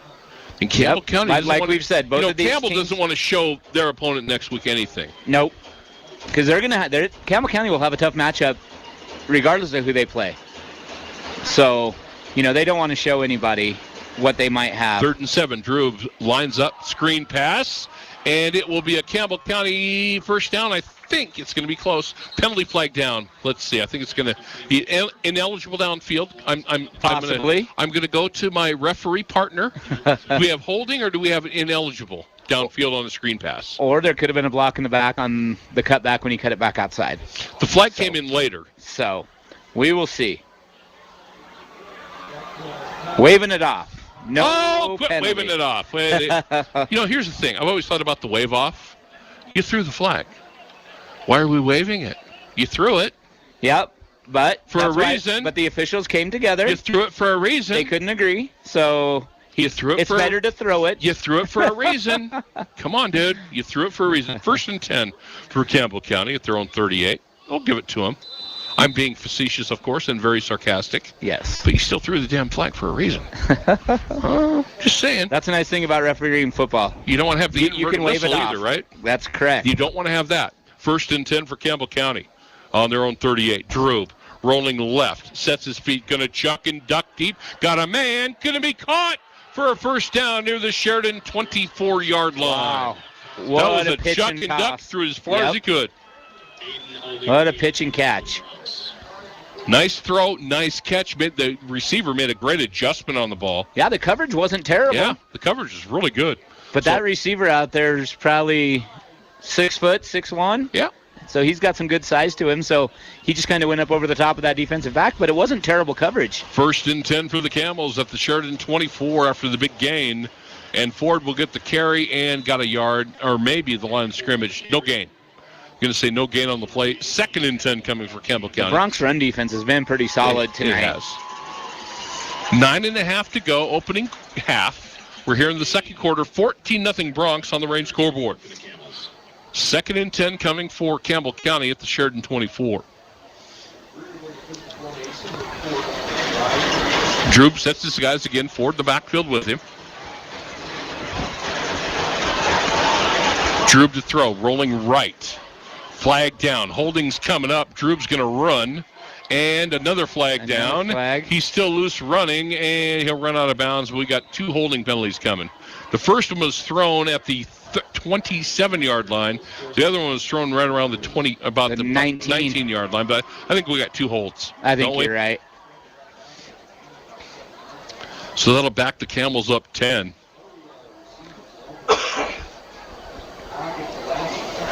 And we had hankies flying everywhere. These will not be picked up, by the way. They will not be waved off. Yeah. Well, when the referee throws the flag behind the play, he's not picking that one up. Nope. So they're going to move the ball back all the way to the Sheridan 39-yard line. So it's a spot foul, so 2nd and a mile. They're going to say 2nd and 24. It might as well be 44. So 2nd and long for Campbell County. The ball spotted at the Sheridan 38-yard line, we'll call it. Let's call it the 38. And they need the 14 for a first down. Good luck. 2nd and 26. Drew to throw. Drew steps up in the pocket, now under pressure. And he's in trouble, and down he goes near midfield. The Bronx with a big sack. At the 49-yard line, they're going to say the progress is the 47-yard line when he got hit. And I believe that was Alex Haswell that cleaned it up. How many times, Ryan, have we said, boy, I'll tell you what, the kid has come out of nowhere to have one heck of a season as a defensive end. Well, you can't miss 78 out there for sure. Big old tall, rangy kid for good quickness. 3rd and even longer. Now the line of scrimmage is the Bronx 47-yard line. And they're going to blitz that linebacker. Here comes the heat. Droop's going to throw. Incomplete. And they'll punt. So all of a sudden, you got it 1st and 10 at the Sheridan 24. You got the big pass play. Now it's 4th and forever at the 47. 4th and 33. Well, I will say this. I don't mean this derogatory. So people in Campbell County, don't be upset. That's the reason you're a 6th seed. Just penalties. holding penalties kill you. They do. Kill every team. They do. But all of a sudden, you're looking at maybe scoring some points here. When you're down 14-0, now you're going to punt to these two guys. They definitely didn't build on that nice play that they had. They did not. They just started moving backwards, and Kentner and Steele stand throwing 10-yard line. Here's the kick. It's going to be that will not be returnable. Fair catch, and it's going to be Steele at the 10-yard line. That's where the Bronx will start. Kentner with a fair catch. Nice job by special teams from Campbell County not letting a return set up. Yeah, they've only allowed one return tonight, and it was a touchdown. It went to the house. Yep. So I'd love to see the Bronx right now with 8 minutes to go, Ryan, in the first half. Let's get a drive or hit a big one. Yep, I agree. The offense hasn't done anything yet. Nope. Nothing. The defense and special teams have scored the very basic touchdowns tonight, and the Bronx have kept it really vanilla. Let's see if they can go to work here. 1st and 10 Bronx on their own 10. Gilbertson to throw. Looking, has time. Still has time. Over the middle, has a man. It's going to be caught there by Kentner. 35, 40, 45, breaks a tackle, and he's down at the 49-yard line. There you go. Boy, Gilbertson had all the time in the world. He could have ordered a pizza. Yes. Had it delivered, ate it, and still thrown it. Yes. Yeah, he had a long time to throw that. Great job by the offensive line. Giving him that protection, and he just waited for Kentner to come open. So first down for the Bronx out at the 49-yard line. I mean, my goodness, he was like a statue back there. Great standing. patience, though, by Gilbertson as well. He waited and waited and waited until Kentner came open and then got him. 1st and 10 Bronx at their own 49. And the give is going to be a fake to Kuhn, and it'll be Gilby rolling right, going to throw underneath, and it's going to be caught, and that'll be a first down at the Campbell County 40-yard line.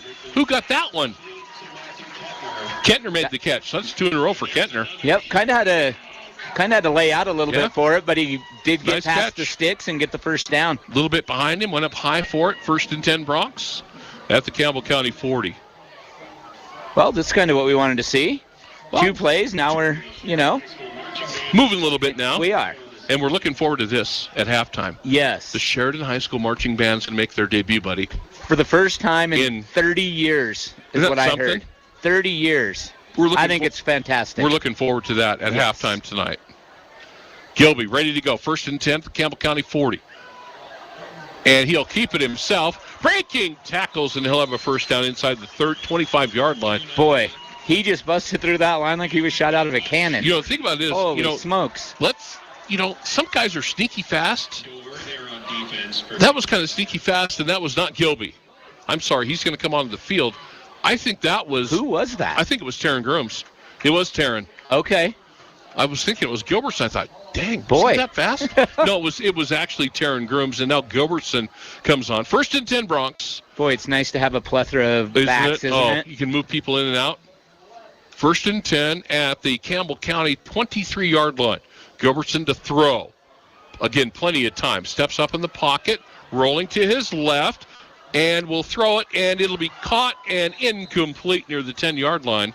Let's see a flag come out or not. I did see a flag. There's a flag at the 30-yard line. It'll go against the Bronx. That was Berrettini that went up to make the catch and just couldn't bring it down, but it wouldn't have mattered anyway because there's a flag. I thought I saw a flag. As soon as Gilbertson rolled out, you can see as soon as he rolled out and people started to block, it'll be a holding call against the Bronx, and this will be a biggie.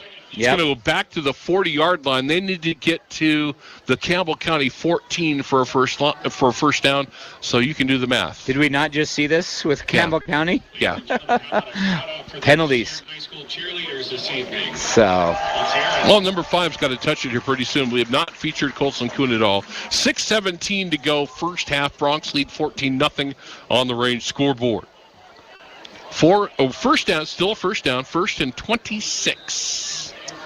We'll call it after the penalty. And it's going to be Kuhn keeping it on the direct snap. Not much, maybe 3. And 2nd down and long coming. Campbell County's done a good job of keying on Colson. I mean, he hasn't touched the ball a lot tonight, but when he hasn't done much. So kudos. They were ready for him. Well, last week we were laughing in Toronto County when the crowd was screaming, they're going to give it to number 5. And they kept screaming. We heard the fans screaming. Right. And everyone knew who was getting it. So second and long for the Bronx, just outside the Campbell County 37 this time. And it'll be Colson Kuhn. Going to throw to Kentner. He gets hit immediately and will dive forward near the 26-yard line. Well, now it's third and a dozen, so it's manageable, right? I think you're in that spot where it's 2-down territory. Yeah, and I was going to say, or could be in field goal range as well. You know, we don't see Colson throw it very often. He threw it there. And now it'll be Gilbertson back on the field, quarterback spot. So let's call it 3rd and 13 for the Bronx. The line of scrimmage is the 26-yard line of Campbell County. Well, it's manageable, and right now it's 2-down territory. Bronx lead 14-0 on the range scoreboard. 5 minutes to play first half. And Gilbertson out of the gun again. Here we go. On 3rd and 13. Bring him out in motion. Going to give it underneath to Kuhn. He gets hit immediately, and not much there. Maybe a yard. It'll be 4th and about a dozen. So 4th and 12 coming up. The ball spotted near the 25-yard line of Campbell County. So 4th and a dozen for the Bronx. And nobody's coming off. They're going for it. Yep. Well, maybe we'll see that reverse. You got Kentner. You got Steele out there with a great speed. Got Berrettini on the far side. He's got great speed. So see if we see something like that. So 4th and a dozen come from the Bronx. Long count for Gilby. He'll take the snap. Going to throw it. Looking. Gets drilled, and it's picked off near the 10-yard line. Intercepted, and it'll be Campbell County ball inside the 20-yard line of the Bronx again. Gilby got drilled as he let that go. Yep. And it kind of hung in the air over the middle, and it's intercepted. So it'll be Campbell County ball. And again, we're not going to be, you know what? 4 minutes to go first half, 14-0 Bronx. And again, I know the mindset. We do not want to show the 3 800-pound gorillas in the room, or the 4, if you throw Cheyenne Central in there. We're not going to show much tonight, and the Bronx have not shown a lot as far as offensively. They've kept it pretty close to the vest. 1st and 10 for Campbell County at their own 19-yard line. Drew back out there. Bronx lead 14-0. 4 minutes to go first half. Drew out of the gun.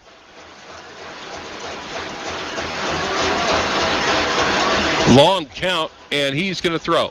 Looking to the outside, going to be caught, and not much of a gain there. Maybe 5 yards. Well, pretty good gain. Actually, they're going to give him the 25-yard line on the catch. Yeah. So pretty good coverage and pretty good catch there. A gain of 6, 2nd and 4 coming for Campbell County. 2nd down, 4 yards to go. So 2nd and 4 for the Camels. Cody Dunham stayed at home and just waited for the receiver to catch and just wrapped him up and then let him get any yards after the catch. 3.5 to go in the first half. Drew to throw again. Going to throw to the outside. Got a cut. It's going to be caught out there. And it will not be a first down, maybe a yard short as it's caught out there for the gain. So 3rd and short coming for Campbell County. Be 3rd about 1 or 2, depending on the spot. It's about 3rd and a yard, looks like. At the 27, 28-yard line is where they'll spot it. 28, we'll call it. Clock continues to run as we approach the 3-minute mark in the first half. 14-0 Bronx lead it. 3rd and a yard for Campbell County.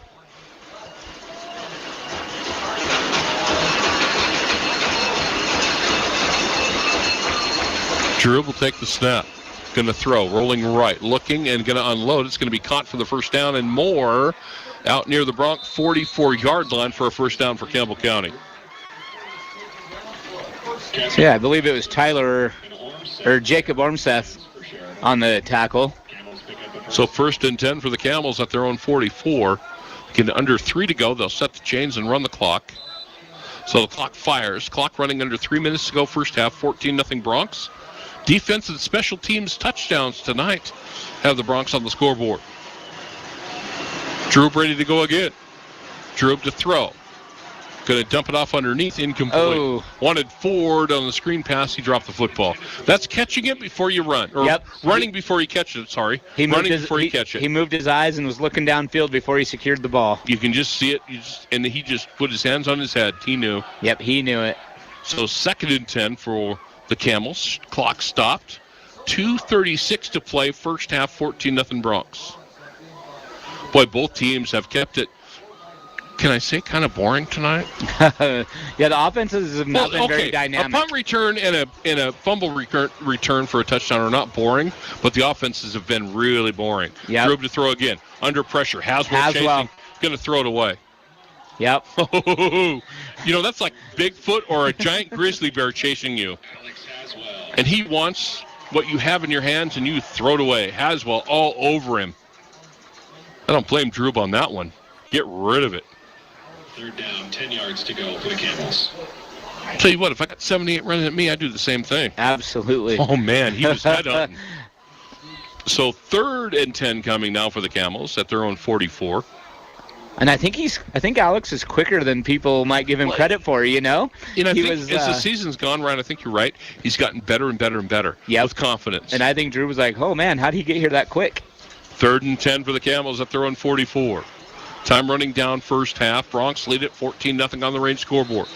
And a flag will fly. Delay of game, Campbell County. Now it'll be 3rd and 15. Boy, that's the 3rd delay game in this first half. On the offense. Settle back to Camels up 5. So 3rd and 15 coming. Well, now the Bronx that defensive front right now and those linebackers, if they don't drop back into coverage, pin your ears back and go. Yep. Let's see what Haswell and company do here. Against a 4-3 lineup. Now it's a 3-4. Linebackers roll up on the line of scrimmage. Bronx showing the heat. 3rd and 15. And another flag. I think Campbell County flinched.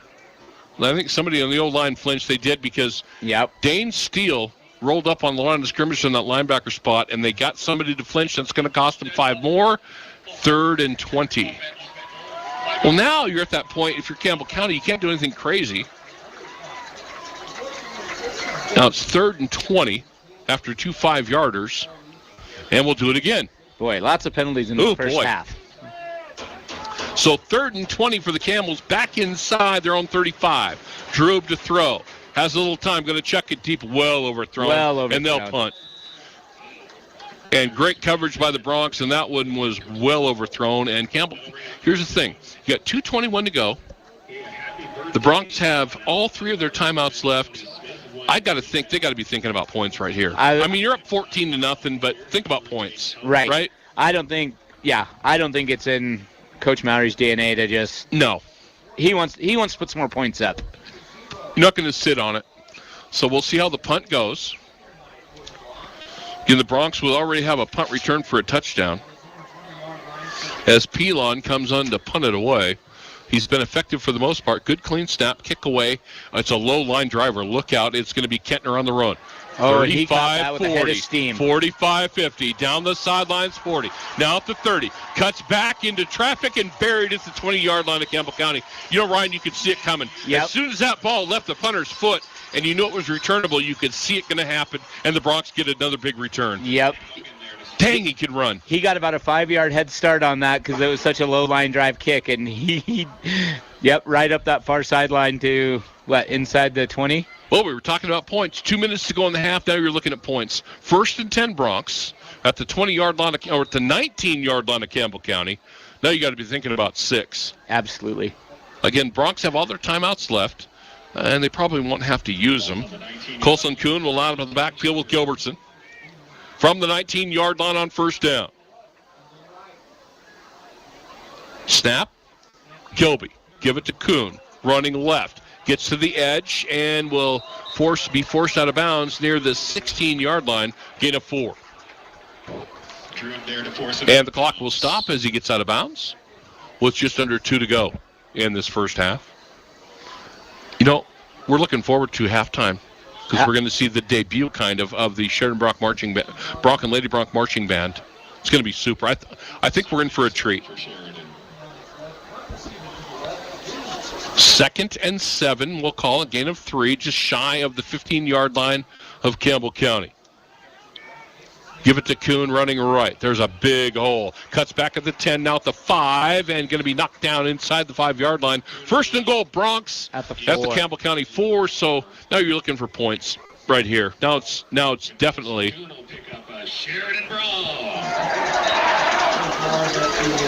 And it'll be interesting to see what the teams do in the second half. Obviously, see if the Bronx get it here. Right. You're up 21-0. What do you do in the second half?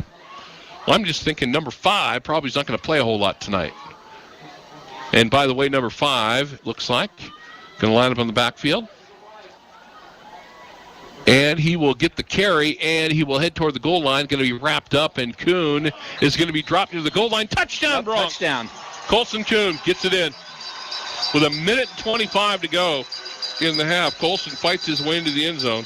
First offensive touchdown in the ball game. Well, the Bronx have scored every way you can. Yep, offense, defense, special teams. So, clicking on all cylinders.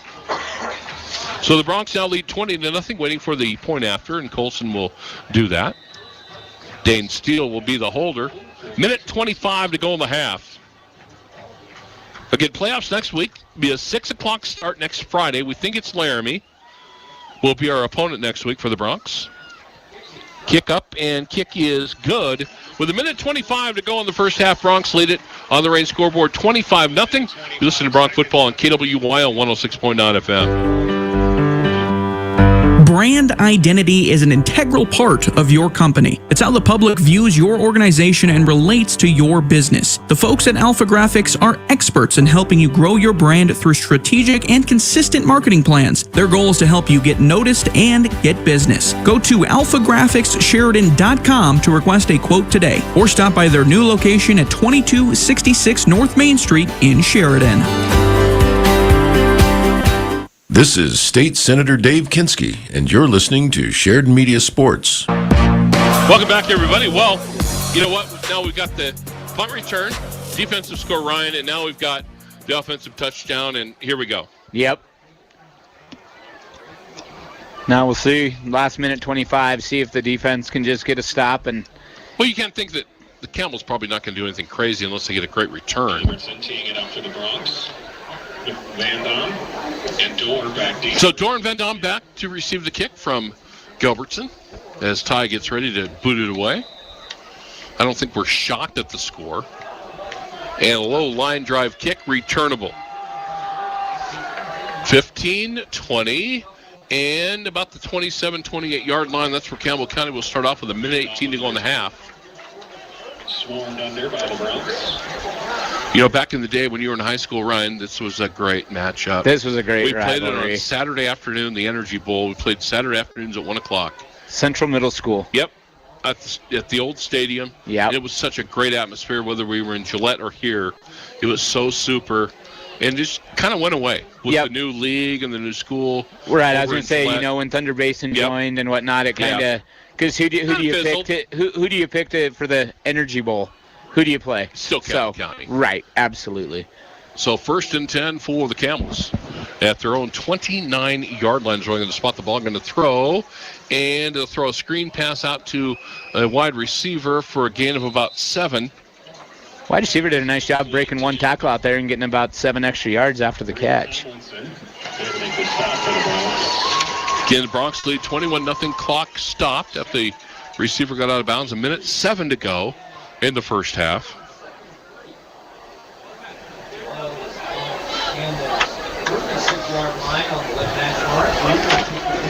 And Drew ready to go again. 2nd and 3. Going to throw. Pumps once. Flushed out. In trouble and down he's going to go. A sack and a big loss. Big loss.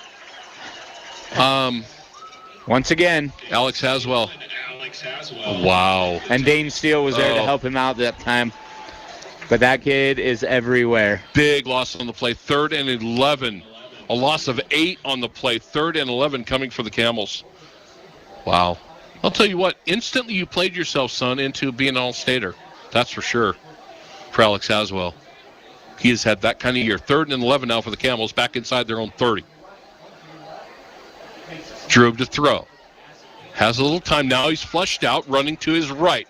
Now he's running for his life. He's going to unload it. Got a man wide open on the right side of the field. They're going to have a first down out across midfield. And that's just one of those busted play things. Yep. Busted coverage, busted everything, because the play was thrown off so much. With under a minute to go in the first half, Campbell County will have a first down at the Sheridan 47-yard line. That was a nice job by Mason Drew to just kind of scramble around, keep it alive, and his receivers kind of remind me a little Kansas City Chiefs. When Mahomes gets in trouble, he'll just chuck it up there, and his receivers somehow are open. They're open, and you never know if you're going to get an underhand flip, a left-handed throw, backhanded throw. That's kind of what Drew did right there. And penalty, by the way, sorry. We were just playing up the Campbell County team, and we got a penalty. It's still going to be a first down at their own 47-yard line. So it was a penalty on the Camels. Yeah, I missed that flag. At the end of the play, they marked the yardage off, but it's still a first down. At their own 47 with under a minute to go in the half, Bronx lead 21-0 on the range scoreboard.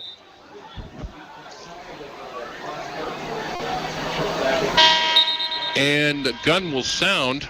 The time ran off. And the time ran off. I think that is the end of the half. Well, it did run off. Oh. Wow. A quick trigger, and that's going to be the end of the half, and the teams will head to the locker room. So the half will end with kind of anticlimactic. The Gillette coaches are going, wait a second. Well, the clock was running during that penalty. Yeah, I'm not sure. I think they got to put time back up. I think they will, because now the players are all going back to their sidelines. Yeah. I was surprised, too. Right, because it was stopped, and then all of a sudden the horn sounds. So Campbell County should have at least a play. See how much time they put back up. There was 46 seconds, right? And I mean, the clock shouldn't be running during a penalty. So I'm thinking, well, they've got at least a chance at 2 plays. The runner was down, inbound, into the half. Oh, okay. Well, it's halftime. Our referee just told us the runner was down in bounds. The clock kept running. So I'm not sure about that, but you know what? Doesn't matter. It does not. It's halftime. It's halftime. It's halftime on the range scoreboard. The Sheridan Bronx lead 21-0 at halftime, and Ryan and I are looking forward to this, and I know the crowd here, the Sheridan crowd, is looking forward. We're going to see the first time in many, many, many years, 3 decades, we're going to see the Sheridan High School marching band take the field tonight, and here they come onto the field. I'm really looking forward to this. It's going to be a lot of fun. Bronx up by 3 touchdowns. You're listening to Bronx Football on KWYO 106.9 FM. James Timberlake is up next. It's going to be a great year for Sheridan Bronx this year. Looking forward to a winning season. Hard to beat a team that's working together and with a winning spirit like the best team, EXP Realty. We strive to give you the best, whether it's buying or selling. And the Sheridan Bronx strive to give you the best high school football in the state of Wyoming. We are heading to a great season in high school football, and the Sheridan Bronx are the best in bringing you home the win. If you're looking to score a touchdown, call Jack and Kathleen Wood at Best Real Estate EXP Realty at 307-763-1249. So, Colton, how does it feel to be moved out of our old office on Caffeine? Well, it feels great, and honestly, it doesn't feel a lot different. In fact, I feel we are on the move and ready to serve more than ever. Exactly. The Best Real Estate team understands that the market is shifting, and we're here to shift with it to continue to provide our clients with the best service possible. That's right, and we still have our best number, our red signs and flags, and an approach centered on meeting the customer wherever works best for them. As always, our focus is you for all your real estate needs. Give us a call, 675-BEST, or visit bestwy.net. I scream, you scream, we all scream, it's almost Halloween! So stop into Bomber Mountain Nutrition and try one of their Halloween-themed drinks like Cauldron Energy, Spooky Smoothie, or one of their great pumpkin-spiced options. And don't miss out on the Halloween specials next week. From shakes, real fruit smoothies, energy drinks, Manchester Street coffees, protein-packed drinks, to pre- and post-workout drinks. You can also turn any smoothie or shake into a protein-packed bowl or waffle. Look for updates on Facebook and Instagram and order delivery on DoorDash, or come into Bomber Mountain Nutrition at 41 East 1st Street. It's been an exciting year to watch football so far. You never know what's going to happen. Make sure you watch all the action and don't miss a single game at your football headquarters, the Oasis Lounge at the Ramada Plaza. They've got the NFL package. The Oasis Lounge is open 7 days a week and opens at 10 a.m. on Sundays with food and drink specials just for football. The Oasis Lounge inside the Ramada Plaza in Sheridan. Wyoming Corporate Office is located at 30 North Gould Street in Sheridan, and they provide a myriad of services. What is a registered agent, you may ask? The real question is, what aren't they? Wyoming Corporate Office can assist you in forming your LLC or Wyoming-based corporation, provide mail forwarding service, and accept legal and financial documents, and so much more. Learn more today by visiting WyomingCorporateOffice.com. Are you looking to ease a financial burden, secure college funding, make home improvements, consolidate debt? Hi, this is Matt with Homestar. These are all things we can help you with. Don't let national news stop you from exploring options to solve your problems and ease your mind. I will personally help you every step of the way. Stop by and see us. We are located behind Bison Union Coffee Company at 30 Grinnell Plaza. Find us online at homestarfc.com. Homestar, your easiest way home. Black Hills Orthopedic and Spine Center of Wyoming is proud to welcome fellowship-trained sports medicine surgeon Dr. Daniel Lichty to their world-class team. Whether you're an athlete or wanting to continue your active lifestyle, Dr. Lichty proudly offers a full spectrum of bone, joint, and muscle care to help you stay strong. Visit bhosc.com to learn more. Black Hills Orthopedic and Spine Center of Wyoming, specializing in what moves you. Now open in Sheridan at 1301 Avon Street, Suite A at the Burton Flats. Rooting for the home team is the Wyoming way, and the banks of Buffalo, Gillette, and Sheridan are the 307's biggest fans. Banking with us means you're doing more than ever to support school sports because your money stays right here in our community. We're proud to recognize our hard-working athletes with youth sponsorships, and the local difference means the familiar faces you know and trust for your banking needs are the same ones cheering with you up in the stands. BuffaloFed.Bank. Member FDIC, Equal Housing Lender.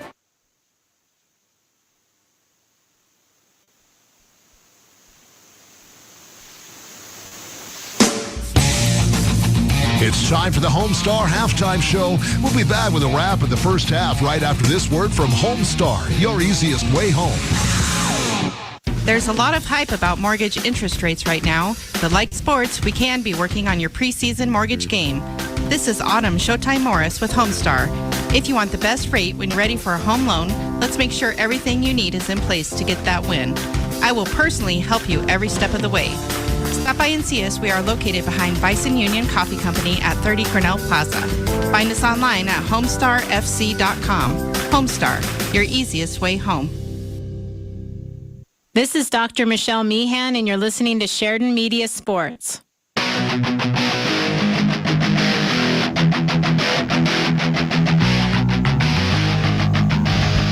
It is the final weekend of regular season high school football in the 4A, and the Broncs are looking to finish off a 9-0 record heading into the playoffs as the 1 seed. They're looking to complete the accomplishment against their oldest rival, the Campbell County Camels. The Broncs come into this matchup having won the last 5 meetings between these two teams and 6 of the last 7 and lead the overall series 47-31 with 1 tie. And as it stands at the halfway point of this one, the Broncs are on their way to ending the regular season perfect, leading the Camels 21-0 at halftime. Welcome, ladies and gentlemen, to the Bronc Halftime Report presented by Homestar. I'm your host, James Timberlake. Coming up, we will take a look at this weekend's local sports schedule, then we'll preview the Cowboys matchup with Utah State on Saturday, as well as the Broncos matchup with the Jets on Sunday. But first, we will get you updated with the rest of the football action across the state going on right now in the 4A right now. Get to it here in just a second. Kelly Walsh is on the road taking on number 2 Cheyenne East. Cheyenne East is leading that one 14-0 through the second quarter. Number 3, Natrona is at home taking on number 5, Thunder Basin. Probably the best game of the week in the 4A right now. But Natrona is leading that one 21-0 in the second quarter as well. And that one, number 4, Cheyenne Central is at home leading Rock Springs 14-7 at halftime.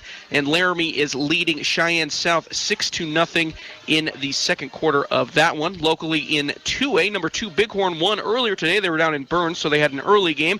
At about 2 o'clock today, they kicked off, and they won the game. Second ranked in the 2A, beat Burns 56-13, and they will host Mountain View in the first round of the playoffs come next week. And also, number 4, Tongue River is at the halfway point of their game. They're leading Wheatland 20-0 at home. And Tongue River, no matter what happens in this game, they will be hosting Cokeville in the first round of the playoffs come next week as well.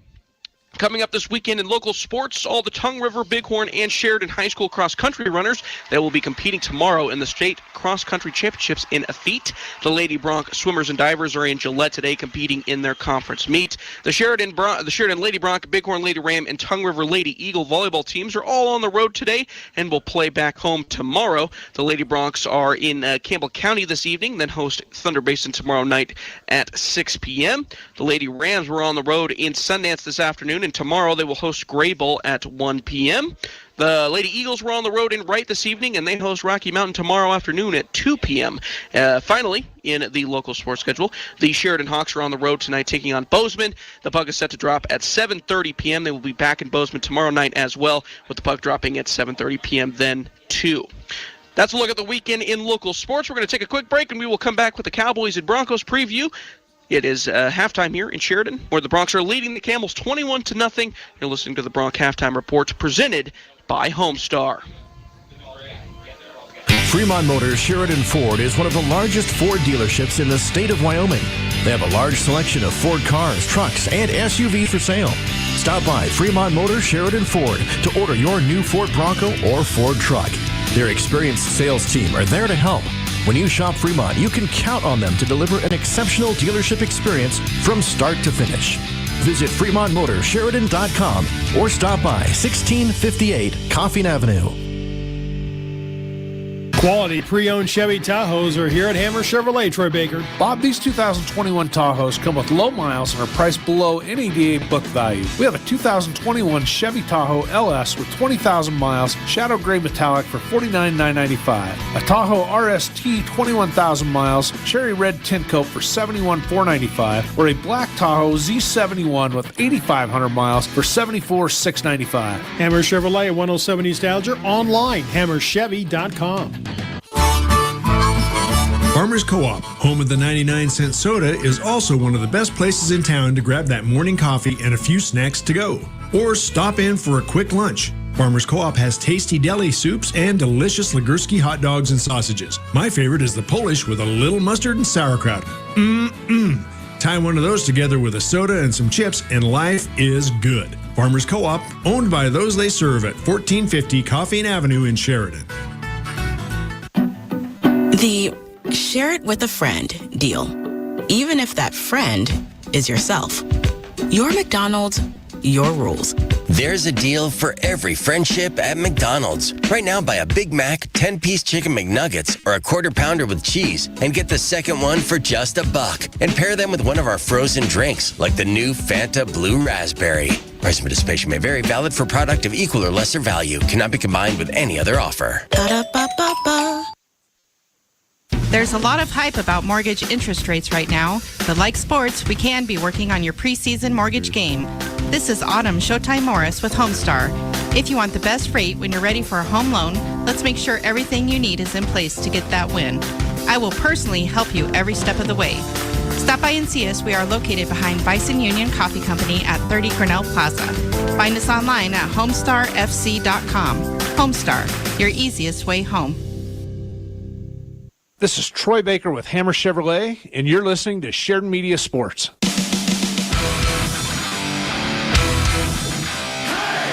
And welcome back to the Bronc Halftime Report presented by Homestar, where the Broncs are leading 21-0 at the halfway point, looking to go perfect on the season. The Wyoming Cowboys, they're coming off their bye week and are getting set to take on the Utah State Aggies on Saturday at home. The Aggies come into the matchup at 3-4 on the season, while the Cowboys come in at 4-3.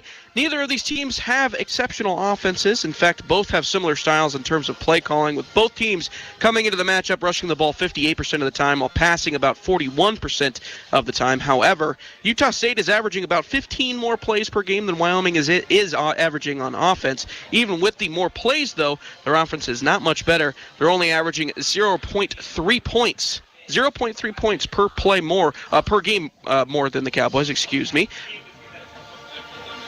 Even with the, I'm sorry, I got lost in my script here. More than the Cowboys, while averaging about 90 more yards per season. They actually average less points per play than the Pokes this season on offense as well. What the Aggies lack on offense, though, they make up for on defense, specifically in pass defense. The Aggies do not boast a good rush defense. In fact, it's safe to say that they have a pretty terrible rush defense. They're giving up nearly 5 yards per rush this season and 185 yards on the ground per game this season.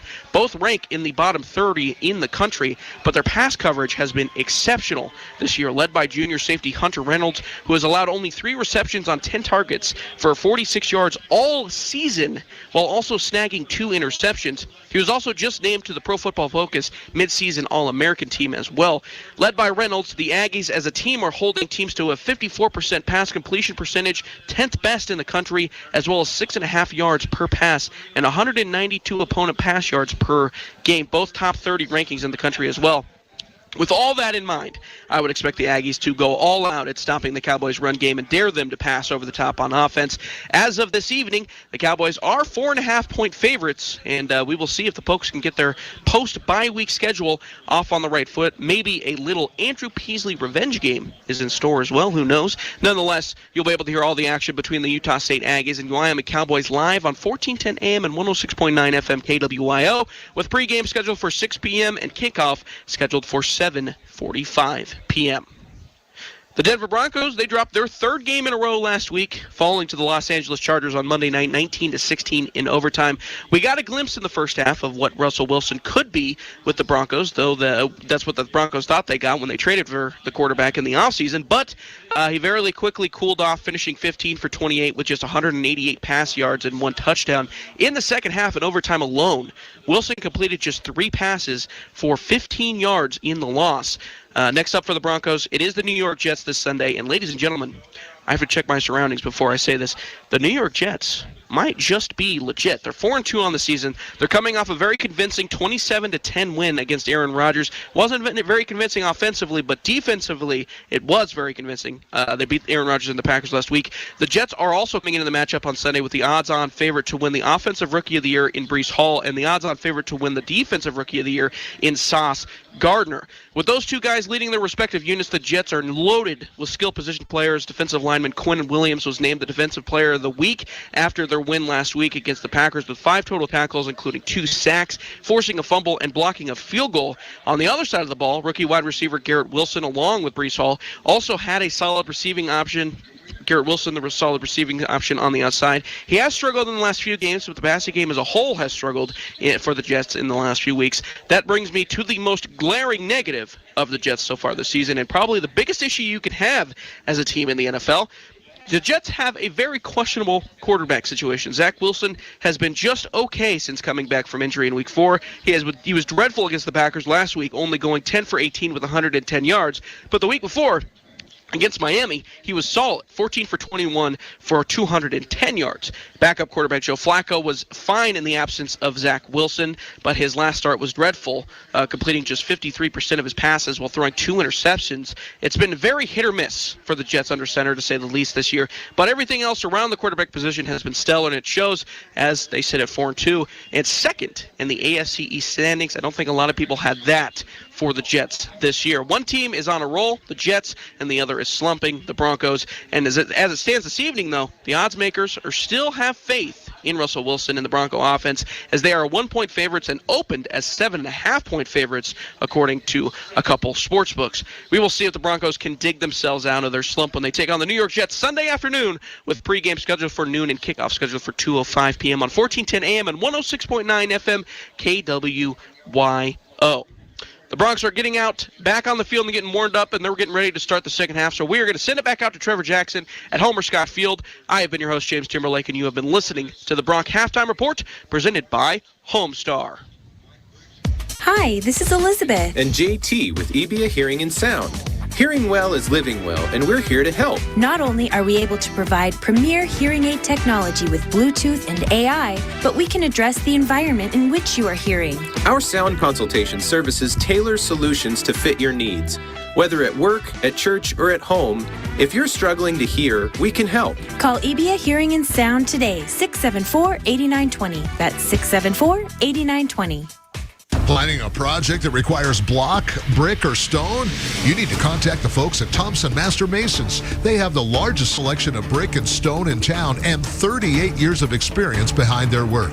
Chances are, if it could be done, they've done it. Let Thompson's help you choose the best application for your specific project. Residential or commercial, give Thompson Master Masons a call, 672-7971. Or stop by their showroom at 135 East 11th Street. The law offices of Chapman, Valdez, and Lansing has offices in Sheridan and Casper ready to protect the freedoms and rights of the citizens of Wyoming. Michael Lansing, McCole Soto, and Wade McCool provide competent local legal counsel focused on small businesses, real estate transactions, guardianships, employee protections, and personal injury. Michael, McCole, and Wade will aggressively, timely, and ethically protect your rights 24/7. Proud to support all local youth activities. One season, 2 halves, 4 quarters, 1 halftime, 1 final whistle. A season of memories to last a lifetime.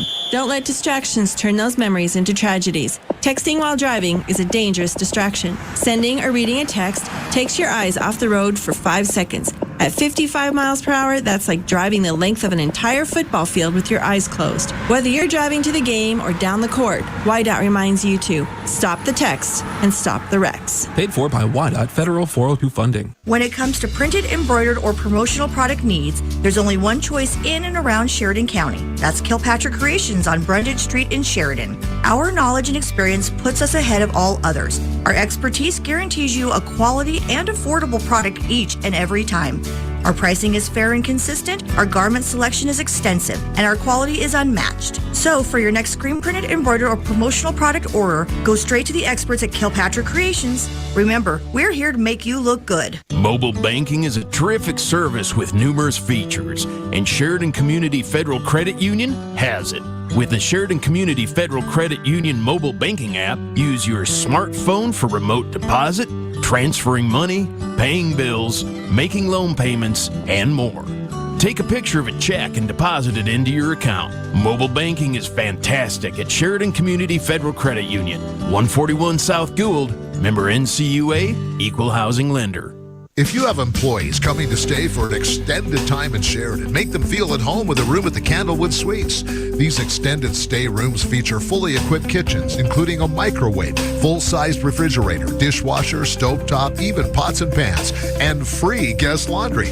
Did I mention the outstanding view of the Bighorns?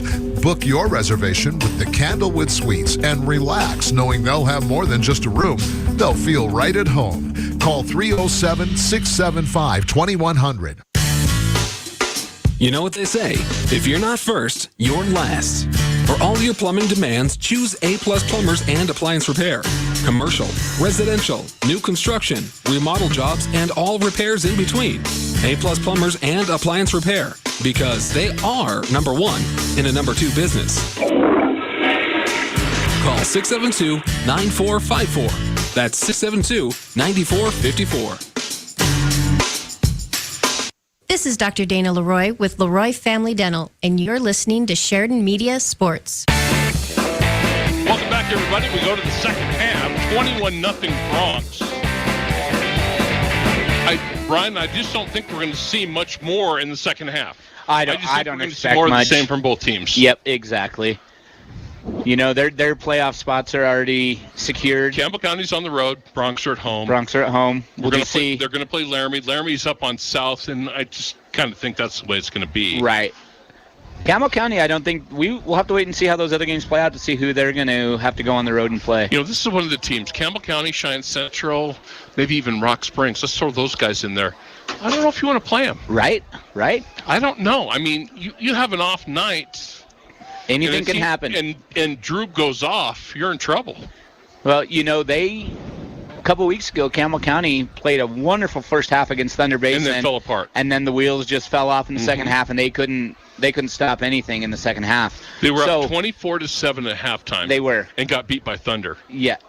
Handily. So what that tells you is they're capable. Absolutely. They could strike at any time. So Sheridan can't fall asleep. Doran Van Dam back to receive the kick from Ty Gilbertson as we get to the second half. Bronx again will kick it away. Bronx from the left to right across your radio dial in this third quarter. And Gilby will boot it away. Low line driver and way out of the back of the end zone. Great He kick. pounded that. And Campbell County will have it at their own 20. And Trevor, let's talk about that show at halftime.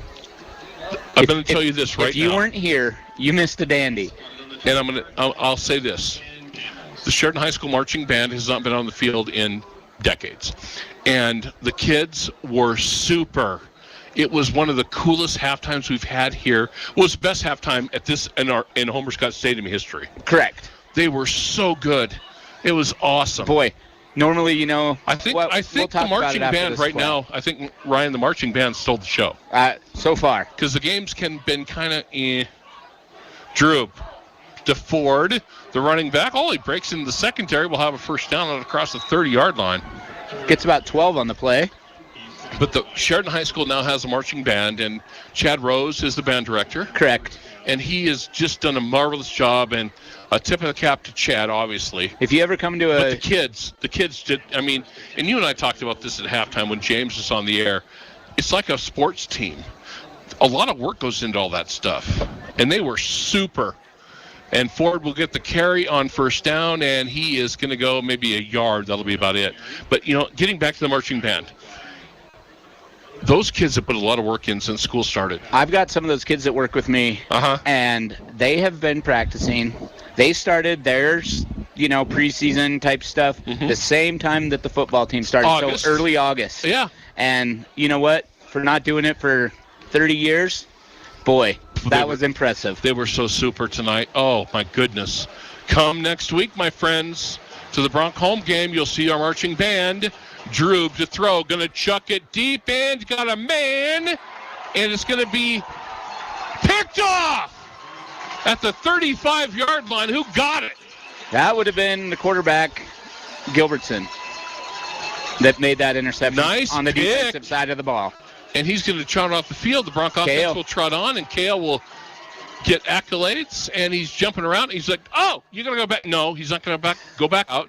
Taryn Grooms will go back out, and it'll be Colson Kuhn, our quarterback.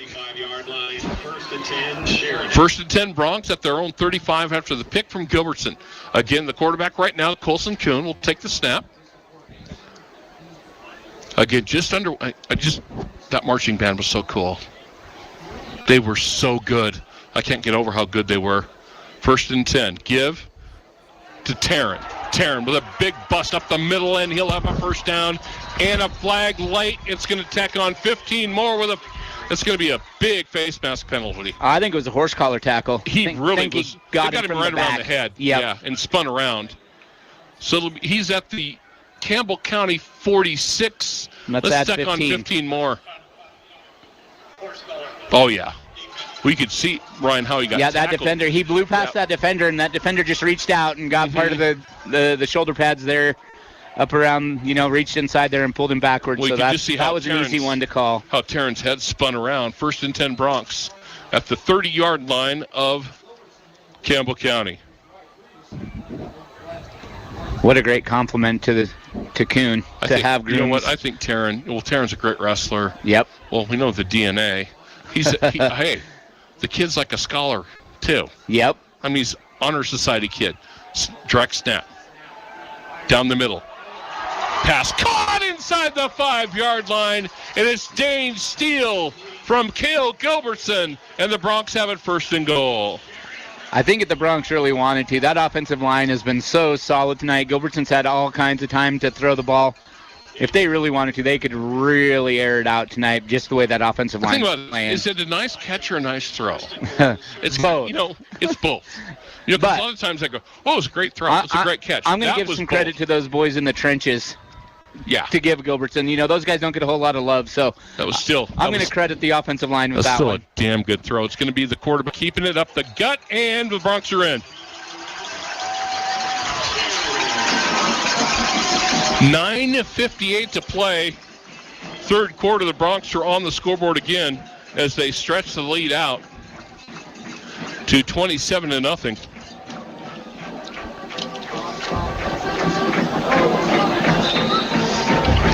We got Kuhn on to attempt the point after.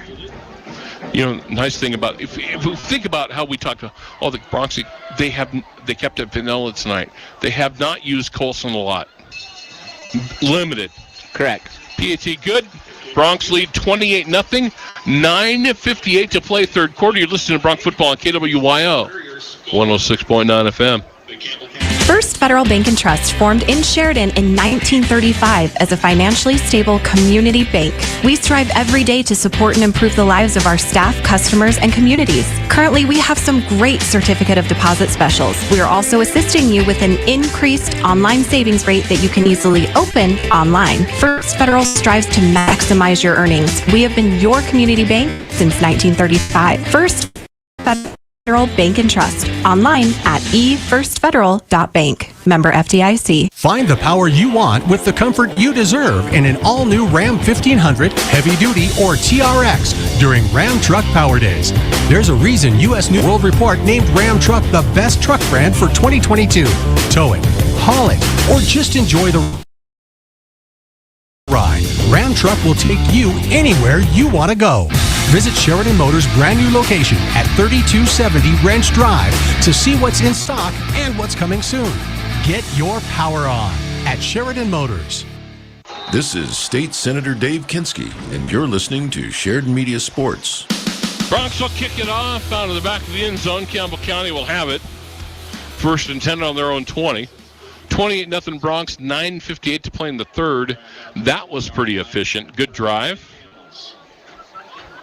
Yep, Taryn Grins with the big run, and then once again, penalties. We talked about that earlier. Mm-hmm. Penalties, they'll kill you. And, I mean, Taryn had a great run, but then Campbell County gives them an extra 15 yards. Hey, what the heck? We'll take it, right? First and 10, Campbell County on their own 20. And Drew ready to go. 4 wides in the set with a running back. He's going to throw. Looking, has time. Flush now in trouble, and we'll get outside and run. And we'll pick up about 7 yards. Boy, great defense in the defensive backfield. He was looking for somebody.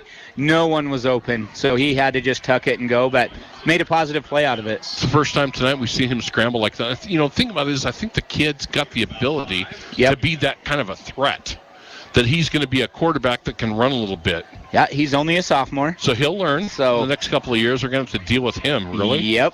Oh, my goodness. And he's a good one. Second, and we'll call it 6 for the Camels. Drew again, give it to Ford up the gut, and there's not a whole lot there, maybe a couple, if that. You know, a lot of these position players, the quarterback, the running back for Gillette, the Ford kid, he's only a junior, so he'll be back. You know, and like you said early on in this broadcast, is that they're up and coming, and they've made big strides compared to the last couple years. You know, you look when the school split in Gillette, they were crushed. Yep. I mean, they were embarrassed. And you knew sooner or later they're going to come around. You can see it now. Yep. In the next couple of years, these guys are going to be right back in the mix. Absolutely. Drew to throw.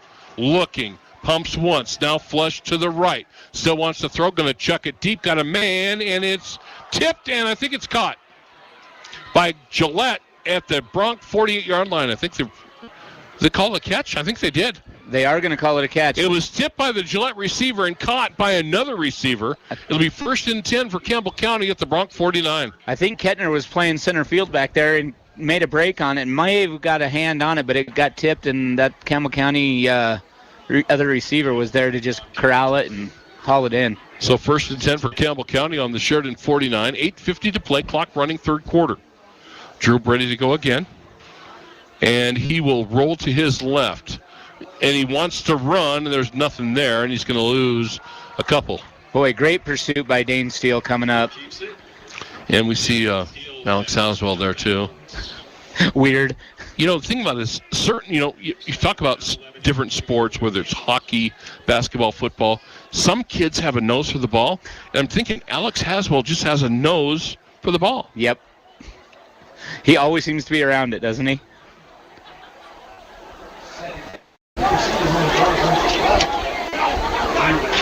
First and 10 for Campbell County.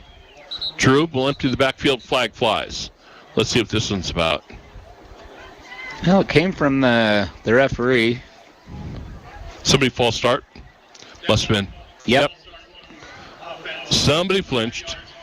So that'll cost the Camels 5 with 8:36 to play in the third. 28-0 Bronx on the Range scoreboard. They'll spot the ball at the Campbell County 44.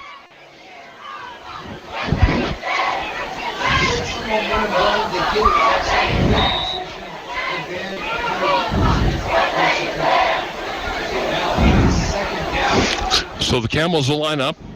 1st and 16, we'll call it. No, I'm sorry. I can't. Yep, 2nd and 16. 2nd and 16, sorry. 2nd and 16. Jarub to throw.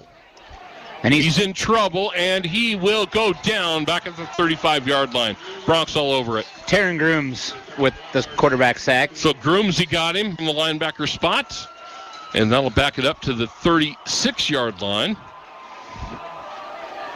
Yeah, the pocket, for a second, it's so unbelievable in football. It looks perfect, and then it just collapsed on him.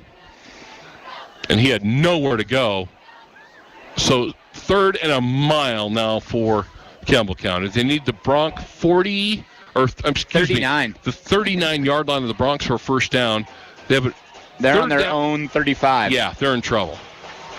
Well, the Bronx are coming at Drew now. He's going to throw. Here come the Bronx. And they've got him under. Oh, Halswell's got him. Oh, my and they word. sack him back at the 15-yard line. Oh, Alex Halswell got him. They're going to say the 17. Well, punt it away. Boy, he makes that play, and then did you see what he did? This is just the type of kid that Alex helped is. him up? Yeah, he reached down to help that guy up that he just sacked. Don't you love that? I love it. We need more of that in sports, don't we? Well, you know what? At the high school level, you see it quite a bit. It's like, you know what? We're going to beat on each other all day long in football. Yep. So why can't you be a sportsman? And Alex Halswell's a sportsman. Yep. That's cool. Well, now Dane Steele. Matt Kentner waited at midfield. Here's the punt. Short punt, not returnable. Kick it out of bounds. Bronx will have great field position.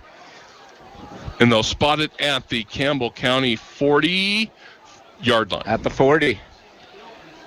Well, I think, Ryan, right now, with the offense coming back on the field, time to put it away. And I think we're going to see, well, it looks like it.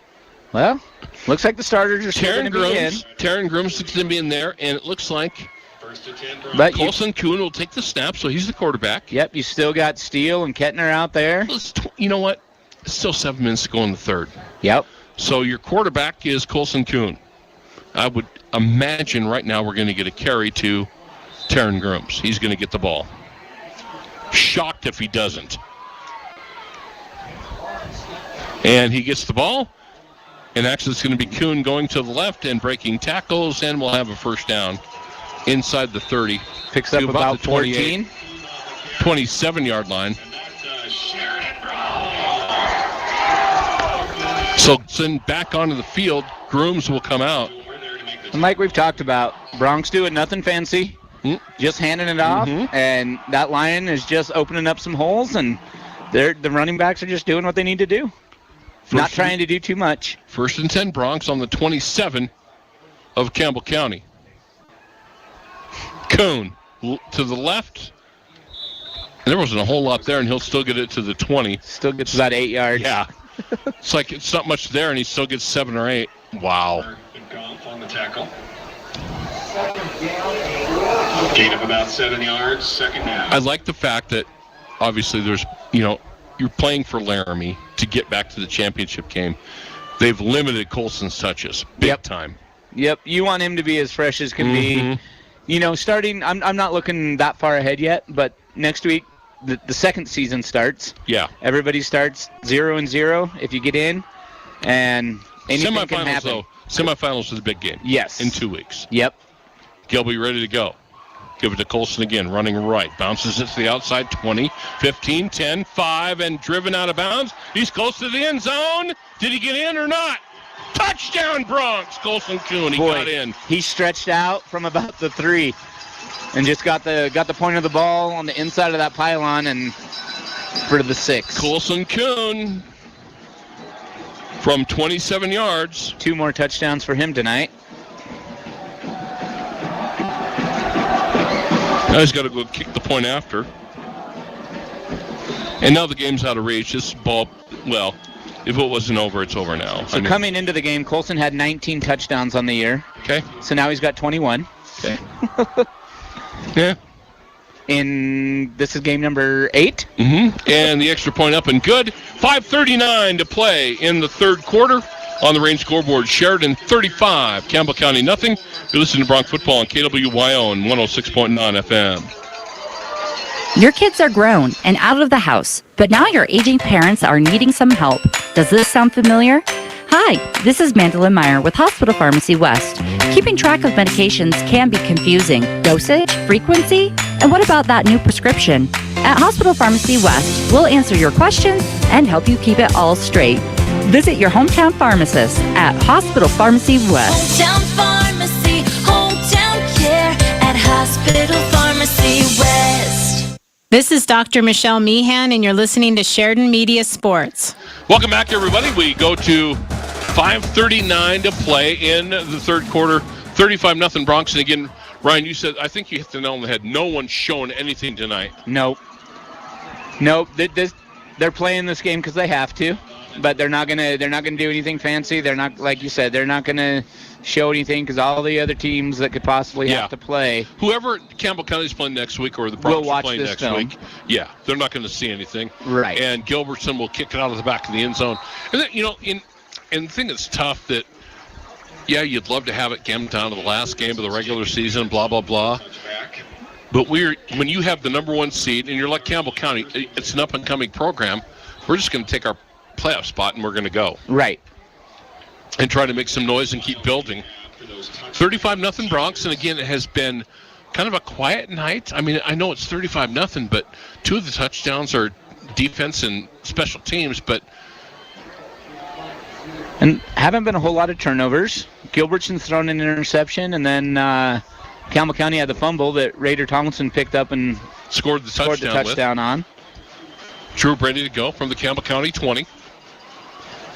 And he'll give it to Ford, running through the short side of the field, and he'll lose a yard. Yep, nothing there. Boy, the Bronx defense has been good. The defensive front, the defense has been good. Defensive front's been outstanding tonight. Yep. They have just not let Campbell County do anything. Not let them get a drive going.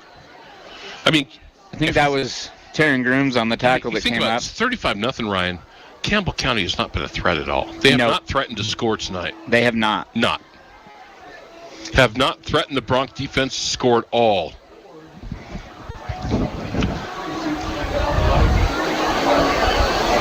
Second and long coming, they're going to say from the 20, and we're going to backup quarterback in there now, and the catch is going to be made out near the 30-yard line. There'll be a...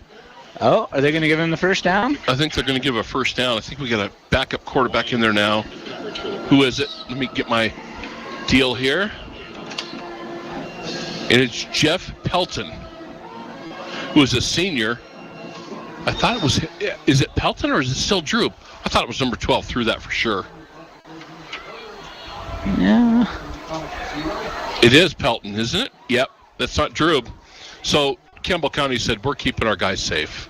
So Pelton is the new quarterback for Campbell County. So they've shown their cards now. They're taking their guy out. And Pelton to throw again. And he'll stand in the pocket and throw underneath. And not a whole lot there. It'll be second down. Gain of about 5.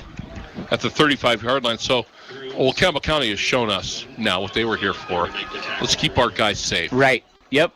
And so, I can't say I blame them. I don't. You can't. You know. Because you know what? Next week you're a 6th seed. You got a shot at the 3rd seed. Catch lightning in a bottle. Like you said, they played Thunder Basin. They're up 24-7 at halftime, even though they gave it up in the second half. So Pelton is the new quarterback for Campbell County. Ford will get the carry, and not a whole lot there. 4th down coming. Well, you're down 35-0. You got to punt, don't you? Yeah, I would think so. You don't want to give Sheridan any shorter of a field than you have to, you don't want to do you? Give points up. I think Noah Williamson made that last tackle for the Bronx. It's only 3rd down. Sorry, I thought it was 4th down. It's only 3rd down. Oh, 3rd down. Okay. I'm sorry. 3rd and 4. I got a little bit ahead of myself. So 3rd and 4 for Campbell County at their own 37-yard line. Again, Pelton, the new quarterback in there. They got their starter out of there. Well, I think it's pretty much the outcome we know it is. Going to throw, and it's going to be caught for a first down out near midfield. The big tight end came across the middle and was just wide open. That's Jeff. That's.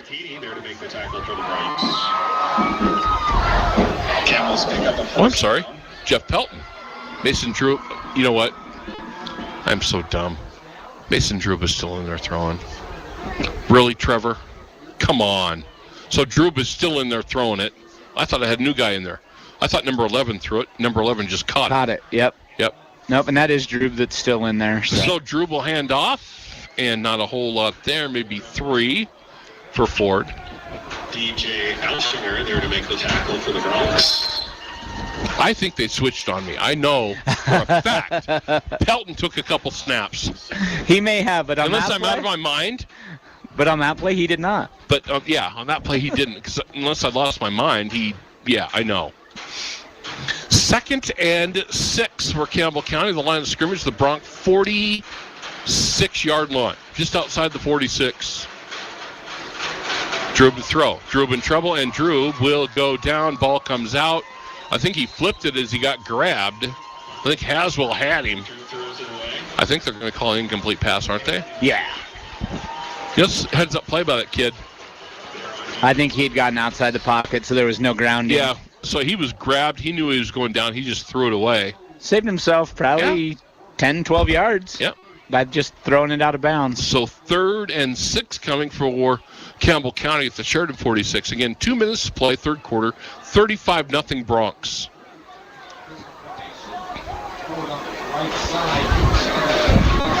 Drew out of the gun with a fullback in the backfield. Bronx showing the heat. Here they come off the corner. And the give will go to Ford, and it's not even close. Maybe a yard or more. Yeah, I think that was Jackson Lynn that was coming on the corner blitz. Okay, you're down 35-0. Under 2 to go in the third, they got to go for it, don't they? You're not punting. They're not punting on 4th and 3. The ball spotted at the Sheridan 44-yard lines, 4th and 3. I can't imagine they're going to punt. And they're not going to. Well, you know what? What the hell? You're down 35-0. Let's go. Right? Well, you got nothing to lose. You have nothing to lose. What the heck? Drew to throw. Busted play, and the Bronx will have the football, and it was ugly, and I think he handed it off to Ford, and it just turned They're going to take over. Yeah, that was ugly. They're going to lose on the good side of the 50. I was going to say they lose about 6 or 7 yards. The Bronx were all over that play. Oh, they're going to spot it right at midfield. So they're going to. I just think the running back went through. I think they had a play called and it didn't work out. I think busted play. So 1st and 10 Bronx, and the ball spotted at midfield. Colson Kuhn will trot back out with 1:23 left in the third, and this might be the last time. And Taryn Groom's in the ballgame right now, running in the backfield with Colson. He'll take the direct snap. And I just have a feeling we're not going to see him very long for the rest of the game. Yep, I think. And Taryn will get the carry right up the gut. Not much there, no gain on the play. And coming into the ballgame now is for the Bronx, as the quarterback will be Darren Davidson will come in, and that'll be it. We're not going to see Gilbertson. I don't think we'll see Kuhn for the rest of the ball game.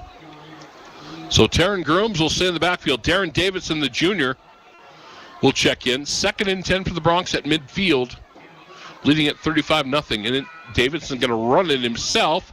Flag down. He picks up about 6. It's coming back. It'll be holding. Yep. Davidson on the carry. Tackled by Palmer.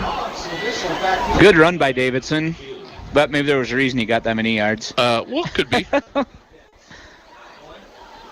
That's good. It's good to see these, Coach Mallory putting some of these younger kids in, because you never know when you're going to need them. Well, see, here's the whole thing.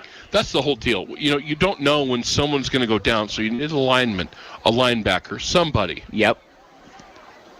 And, you're up 35-0. Put them in there, and let's get them some snaps.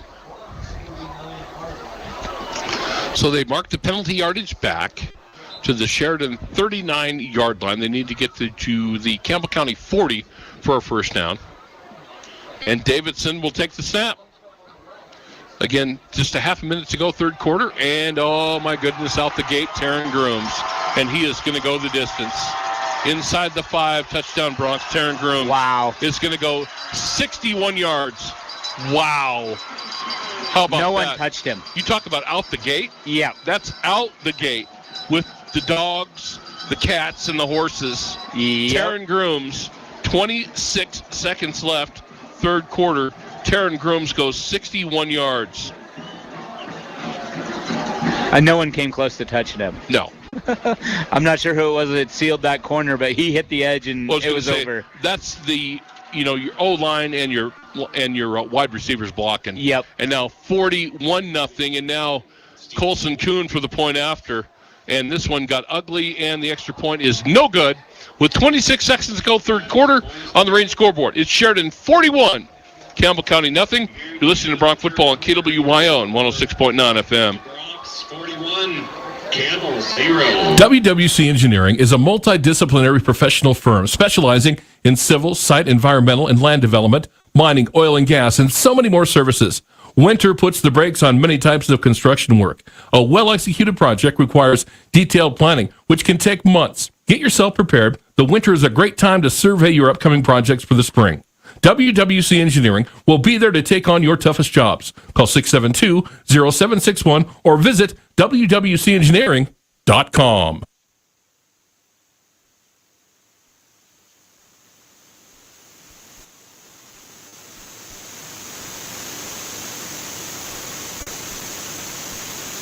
Hi, this is DJ Dearcorn of First Federal Bank and Trust, and you are listening to Sheridan Media Sports. Welcome back, everybody. The Bronx line up to boot it away. 26 seconds left, third quarter, 41-0 Bronx. And Ty Gilbertson ready to boot it away. Well, this one got out of hand in a hurry. And they kick out of the back of the end zone for, boy, Ty's been on point tonight. Yeah, he has. Booming it away. Get to see him for a couple more years. He's only a sophomore. We talked about, okay, both teams keep it close to the vest. The Bronx have just opened it up and opened up the scoring, not the playbook. That's right. So 3 scores here in the third quarter. Campbell County with nothing. The defense has been outstanding. Absolutely. Now I think, we'll start to see some of the younger kids get in the game and rotate them in. And yep. We'll roll some younger guys through. And so Campbell County, they might be able to move the football here a little bit. Let's see if they can. Drew, 1st and 10 for Campbell County from their own 20. Ford gets the carry, and Ford with a pretty good carry is going to pick up about 9. Got hit right about the line of scrimmage, but just kept those legs moving and ends up with a gain of 8. And that will... They're going to stop the clock. Injured Campbell County player on the field right now. Looks like one of their offensive linemen went down. So they're going to stop the clock with 14 seconds to play in the third quarter. The trainers will run out and take a look at our young man. And again, we hope for the best. We do not like to see anybody down. We're hoping it's cramping is what I'm hoping it is. Because you can get over that. And right now, the players are going to huddle. We're going to get a break. You're listening to Bronx Football on KWYL 106.9 FM. If you're looking for a new bank, we're looking forward to serving you. Hi, this is Nicole Christensen from First Bank of Wyoming. We have a simple promise here, to help our neighbors be financially stronger tomorrow than they are today. We're devoted to keeping that promise because we care deeply about this community, and we want to see it thrive. Let us show you what we mean. Stop by our office at 1470 Sugarland Drive, Suite 2 today. First Bank of Wyoming, Division of Glacier Bank, member FDIC. This is Troy Baker with Hammer Chevrolet, and you're listening to Sheridan Media Sports. Welcome back, everybody. Well, good news. Campbell County players up, walking off gingerly. Looks like maybe probably an ankle is what it looks like. It's an offensive lineman. It looks like an ankle, but good to see him be able to walk off with a little help. A little help. Doesn't look like he's putting much weight on that left leg. So it'll be 3rd and a yard for Campbell County. The ball spotted at their own 29-yard line. 14 seconds to play in the third quarter. Bronx lead 41-0 on the Range scoreboard, and it's been kind of a building process tonight. It took a while for the Bronx to get to this point. So it wasn't like blowout city from the beginning. Nope. So Drew ready to go here on 3rd and short, and they will maybe get one play off, or will they? I don't think they're going to. And the third quarter will end. Campbell County won't run a play. We go to the 4th on the Range scoreboard. It's Sheridan 41, Campbell County 7. You're listening to Bronx Football on KWYO and 106.9 FM.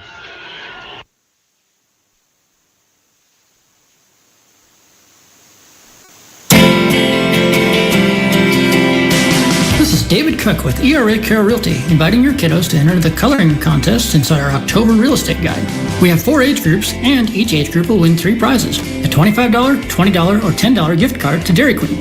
Color the pumpkin inside the real estate guide, include your name and phone number, and drop it off at ERA Care Realty. Look for the guide in racks around town or in the stand in front of our office on North Main in Sheridan. Entry deadline is October 21st. This is Dr. Dana Leroy with Leroy Family Dental, and you're listening to Sheridan Media Sports. Welcome back, everybody. We go to the fourth. Campbell County ball. Bronx lead 41-0 on the range scoreboard. It's kind of been a slow roll, guys, through now. So a lot of our underclassmen in there right now playing defense. And why not? Look, you don't want number 5, number 2, number 1, number 3 out there at all. Right. Nope, this will be a good number opportunity. 10, you don't want him out there either. Yep, I wouldn't put 78 out there. No, you're done. Take a break. Give me your helmet.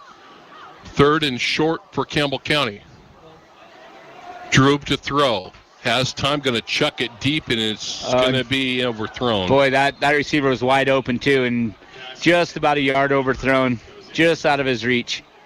But he was wide open. I'm sorry, that was 2nd down, so 3rd and short coming. That was 2nd down. No, that's a good play call on 2nd and short. Well, take a shot, right? Yep. You got 2 more downs to get 1 yard. Again, we're just underway, 4th quarter. Bronx lead 41-0 on the range scoreboard.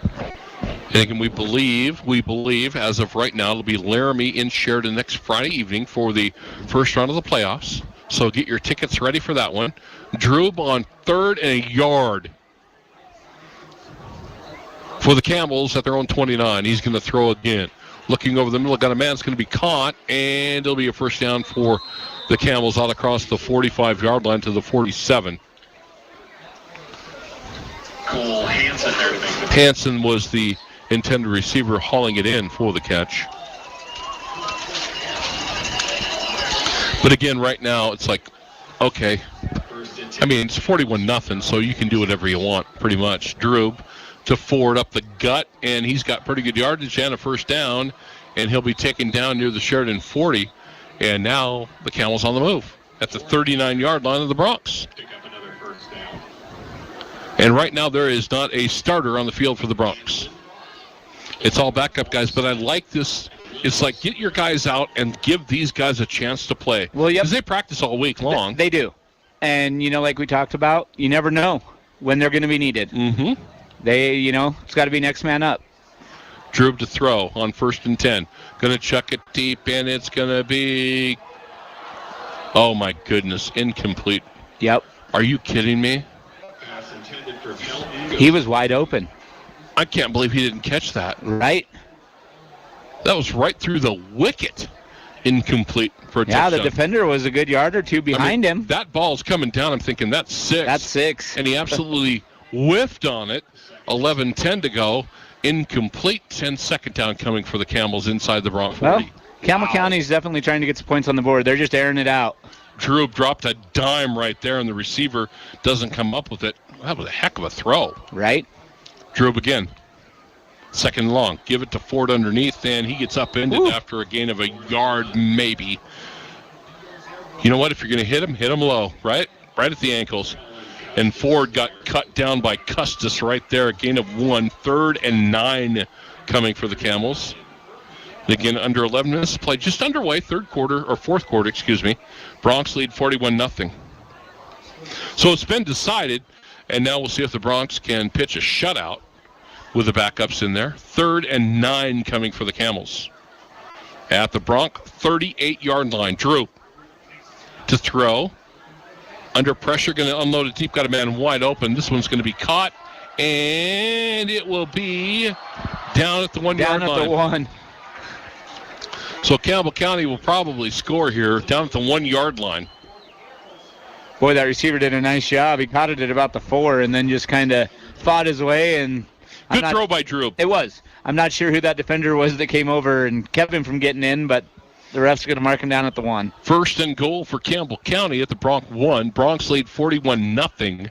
10:20 to play. So Campbell County trying to get on the board here in the 4th quarter. And Droob out of the gun.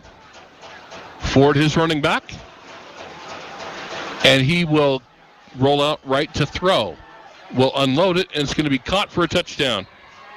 So Campbell County gets their score with 10:01 to go in the game. Boy, and they didn't run the ball at all on that drive. No. They just, threw it. And Kubacher was the receiver.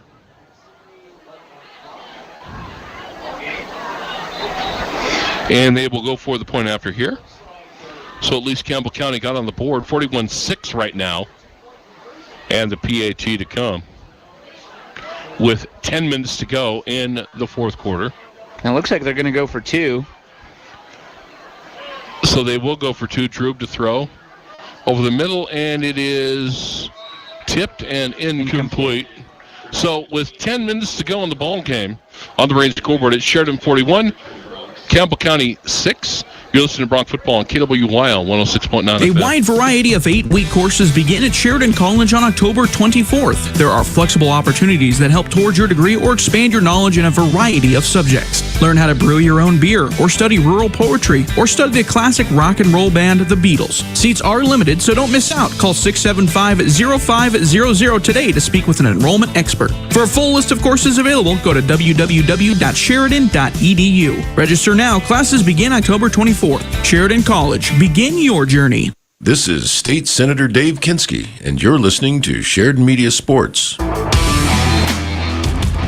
Welcome back, everybody. 10 minutes to go in the ball game. 41-6 Bronx. Campbell County gets on the scoreboard. Let's see what the young guys can do right now, Ryan. We're going to get some of our underclassmen in there to run the offense, see if they can move the ball a little bit. Yeah, we'll see what they can do. I'm guessing we'll see some more Taryn Grooms, maybe. Mm-hmm. Darren Davidson. Grooms, Yep. And we'll see how the line can, because I'm sure that there's some underclassmen linemen that'll get put in there as well. Yes, all the young guys now. So, yeah, there's a great opportunity for them to show the coaching staff that, they paid attention all week too. Mm-hmm. So the Bronx set up for the return. They're expecting an onside kick. And it will be an onside kick, and the Bronx will cover it near the 38-yard line.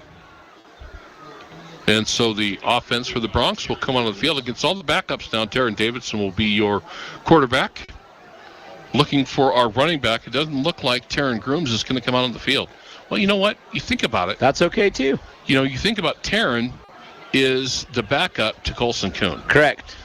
You need to keep him safe as well. Right. For the playoff run, because you don't know, right? You just don't.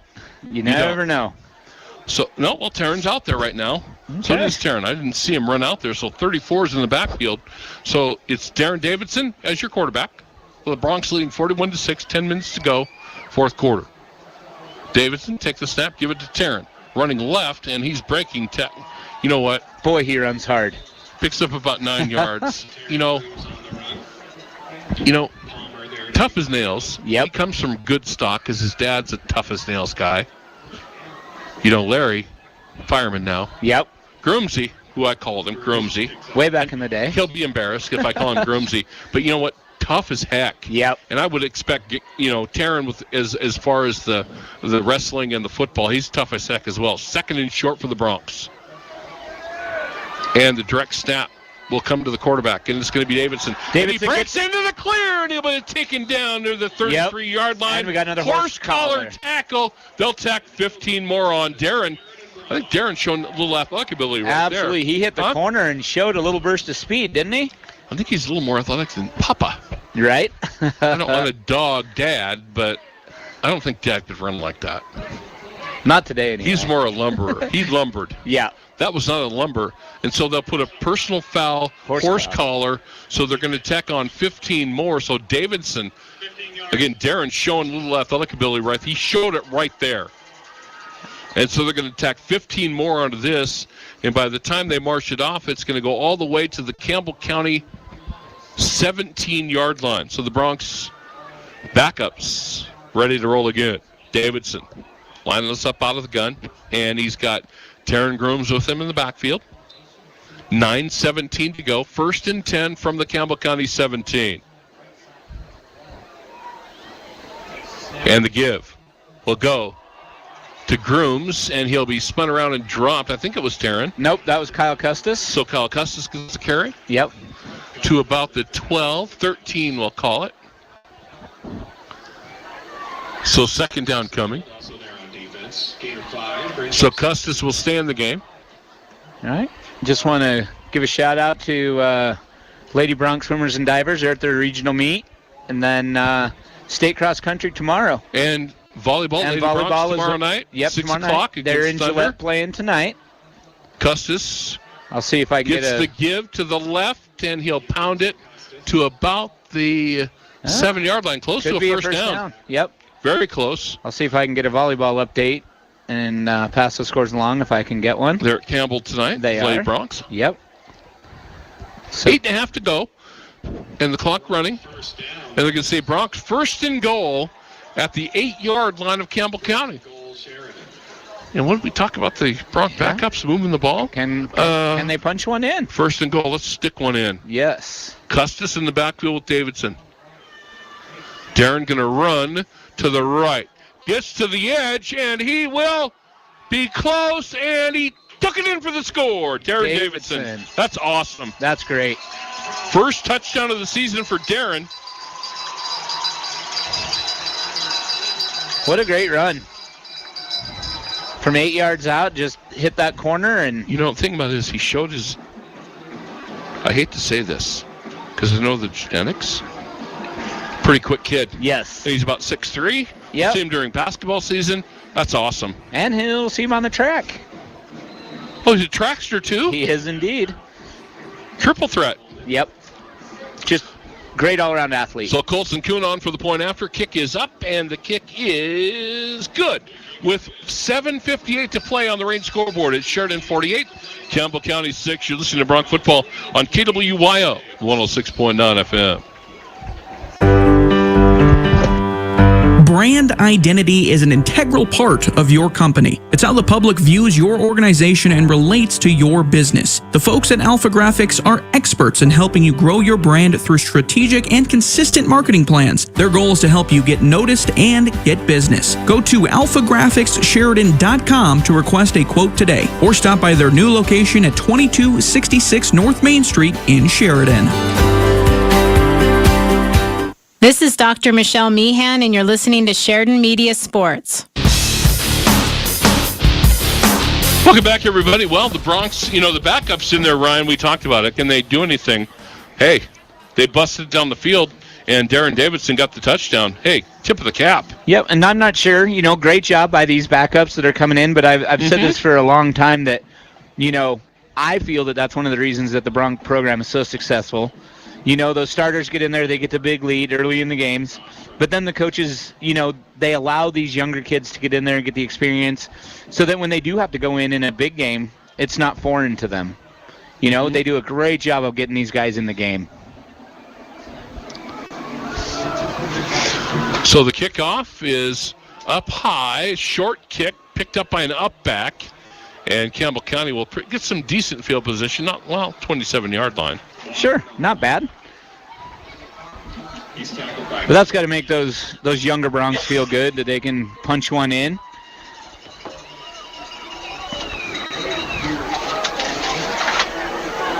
And we'll see what Campbell County's offense is going to do. See if they start rotating some kids in or if they're going to allow Drew to stay in the game. Well, underclassmen, they're going to keep him. Yep. He was only a sophomore. He is only a sophomore, so this is a great learning time for him as well. More snaps you get, the better you get. Yep.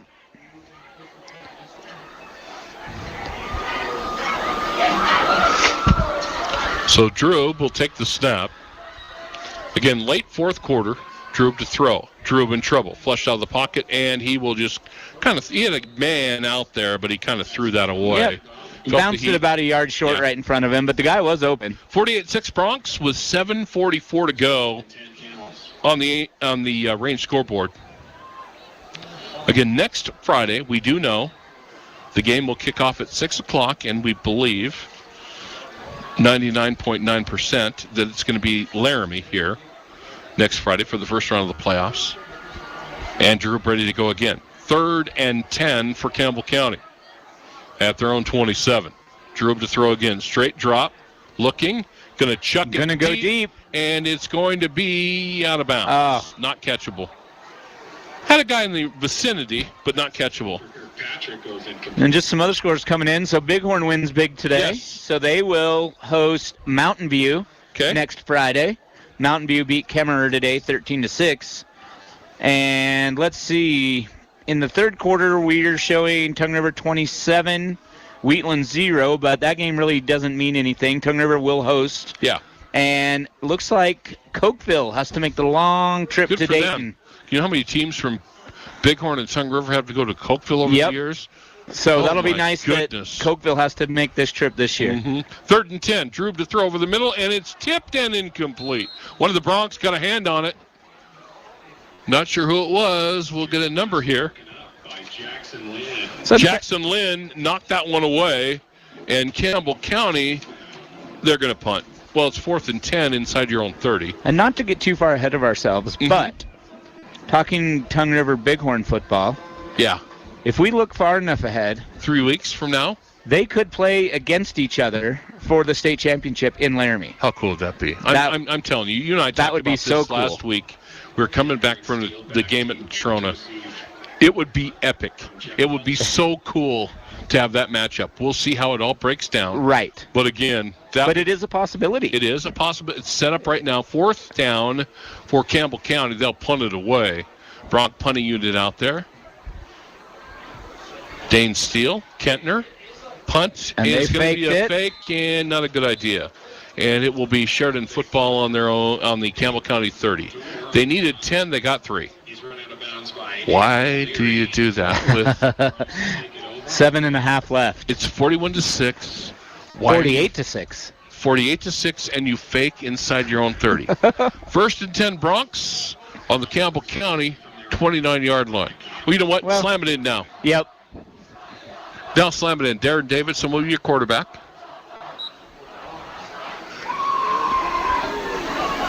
And the running, I think Custis is in there at the running back spot.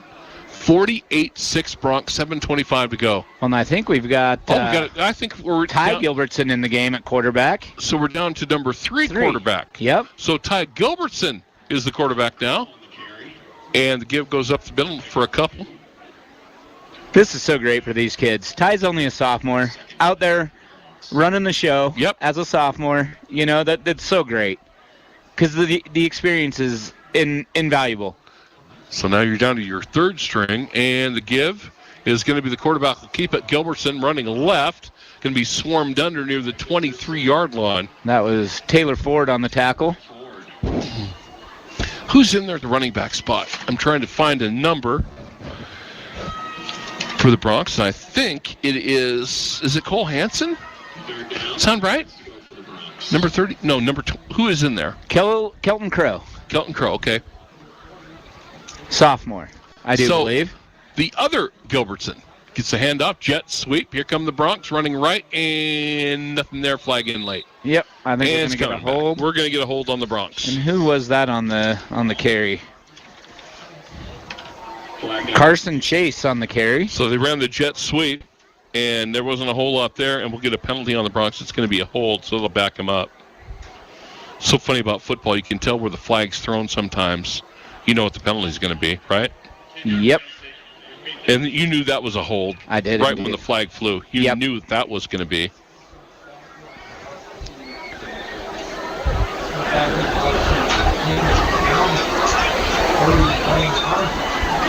Very good crowd here tonight. Several of the stands across the field there. The Gillette traveled fairly well. 3rd and 14 for the Bronx. And the give straight ahead not there, so it'll be 4th down for the Bronx. So Crow got the carry and got a yard.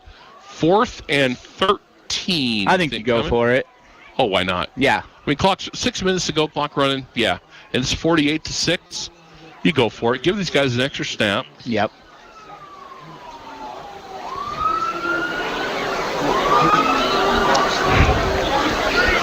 So 4th down coming. And the Bronx will line up and go for it. Again, Crow is the running back. Gilbertson to throw. Going to set the screen pass. It's going to be caught and nothing there. Caught by Crow. Crow caught it and lost for a yard, and Campbell County will take over.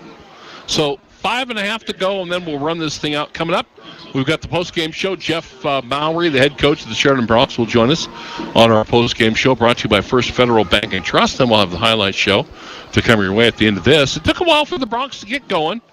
And again, both teams are headed to the playoffs next week. Both teams know where they're going to be, and they didn't want to show a lot. And the Broncs finally just got the steamroller going. Well, Campbell's not sure where they're going to have to travel to yet. So 1st and 10 for Campbell County at their own 34-yard line, and Drew will stand at their quarterback spot. Going to throw underneath. It's going to be caught and dropped immediately near the 38-yard line. Gain of about 6. And that will keep the clock running. 2nd and 4 coming for Campbell County. So 2nd and 4 coming on 2nd down at the 38-yard line. It's kind of been a weird game, hasn't it? It has. It's been hard to kind of get into a flow of it. Yeah. Because you don't have the aggressiveness, the rivalry, and all that stuff. Drew to throw again. And he just gets drilled in a big sack.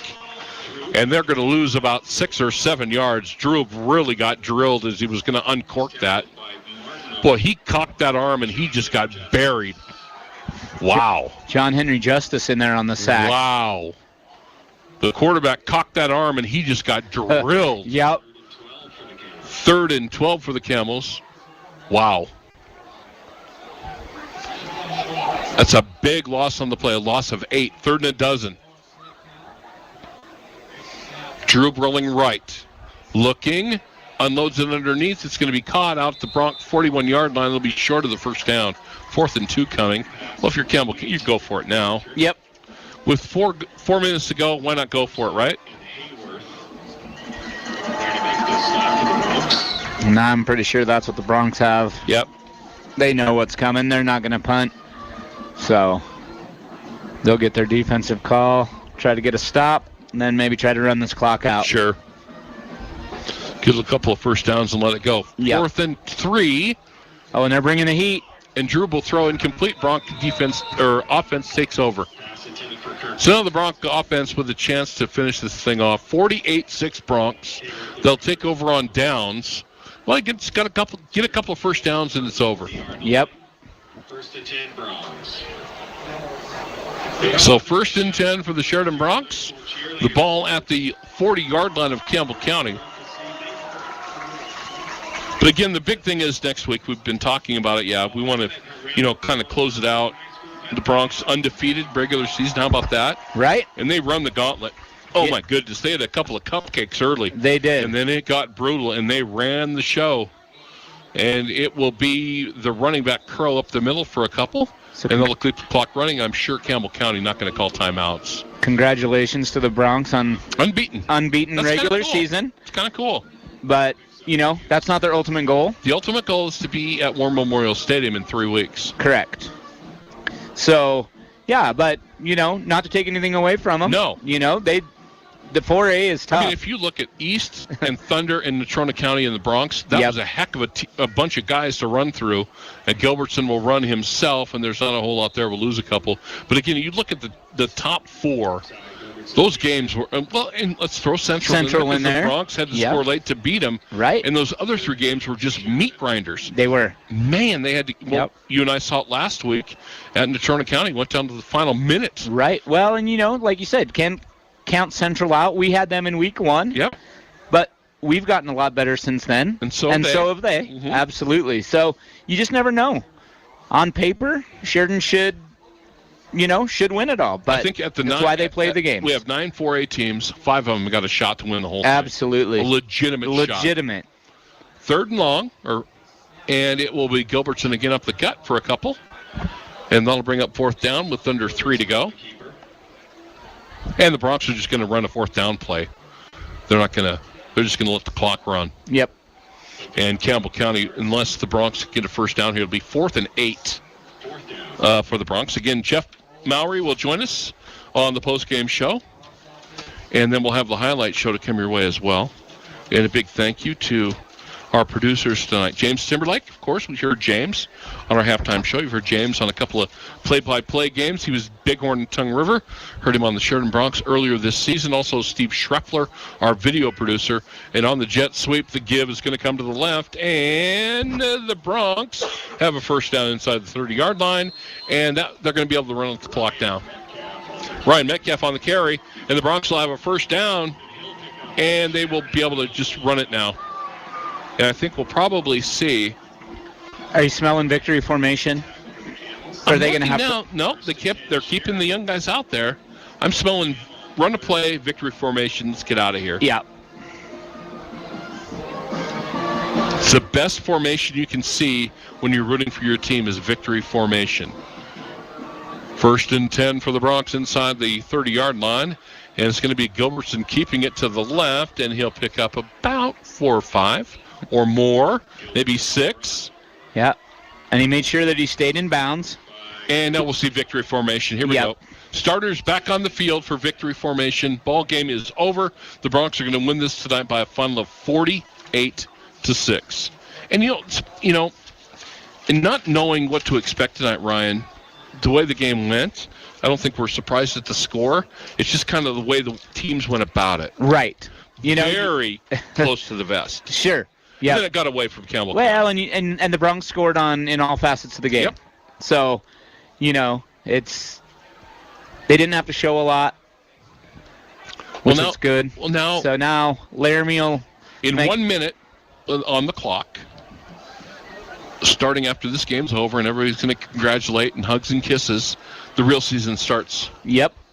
I mean, now it's all 8 teams. There's 8 teams that want to shoot for a state championship. I think 5 of them have a legitimate shot to get there, and we'll just have to see how it works out. Bronx, again, will take one more snap, and this bad boy will be over. But, again, the Sheridan Bronx have been so good for so long. And we'll be here next Friday night at 6 o'clock. Next Friday night, 6 Well, o'clock? you will be anyway. I don't know for sure yet if I will be here.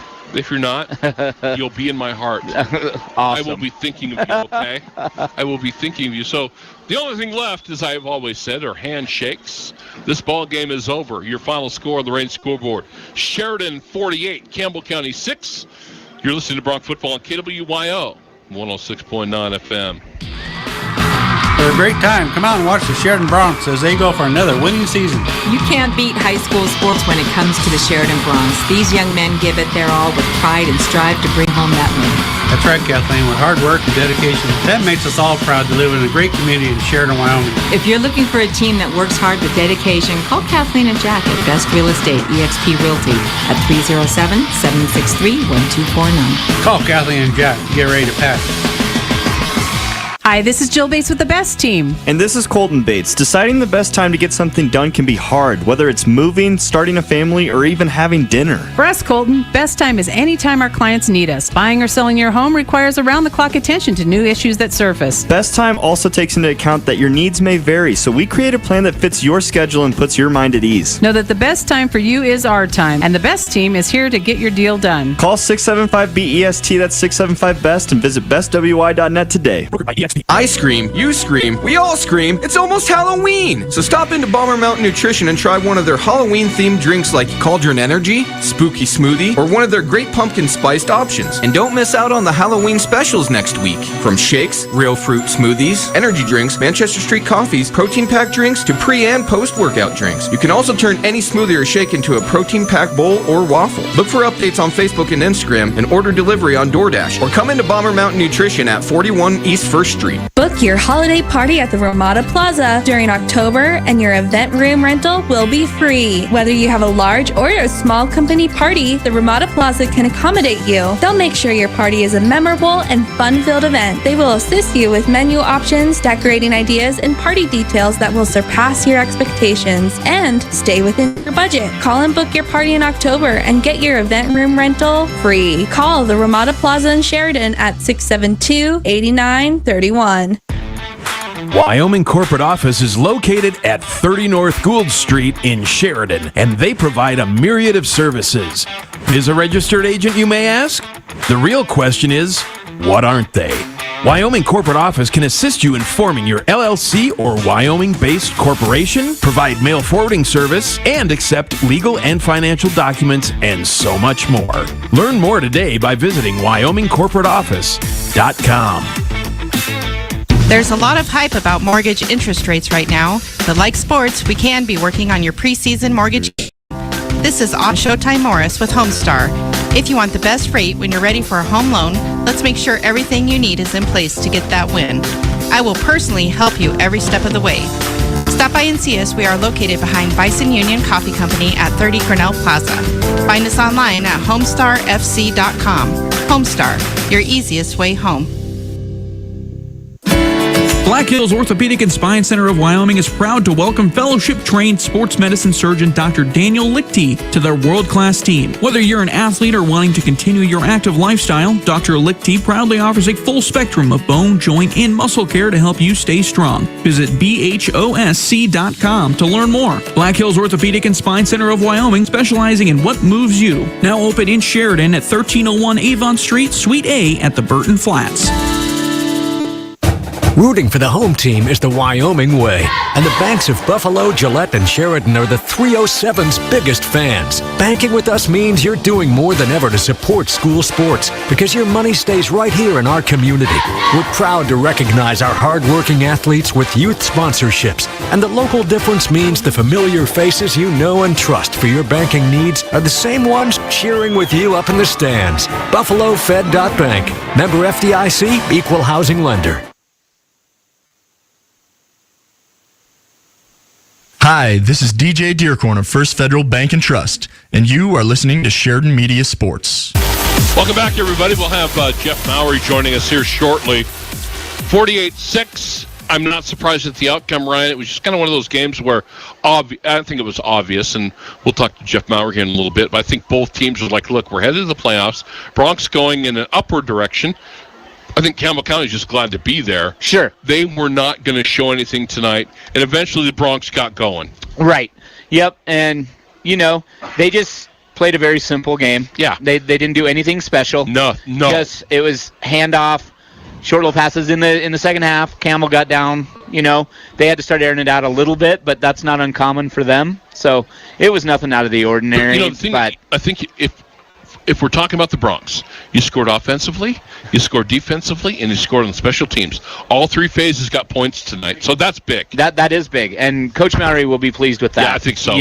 He talked about having to limit penalties, having to be special on those special teams, not missing extra points or anything like that, which we did miss one. So and penalty-wise, it was good. It was. Yep. Pretty clean. Not too bad. Nick. Okay, so let's talk about the playoffs. You've been around. You've seen this.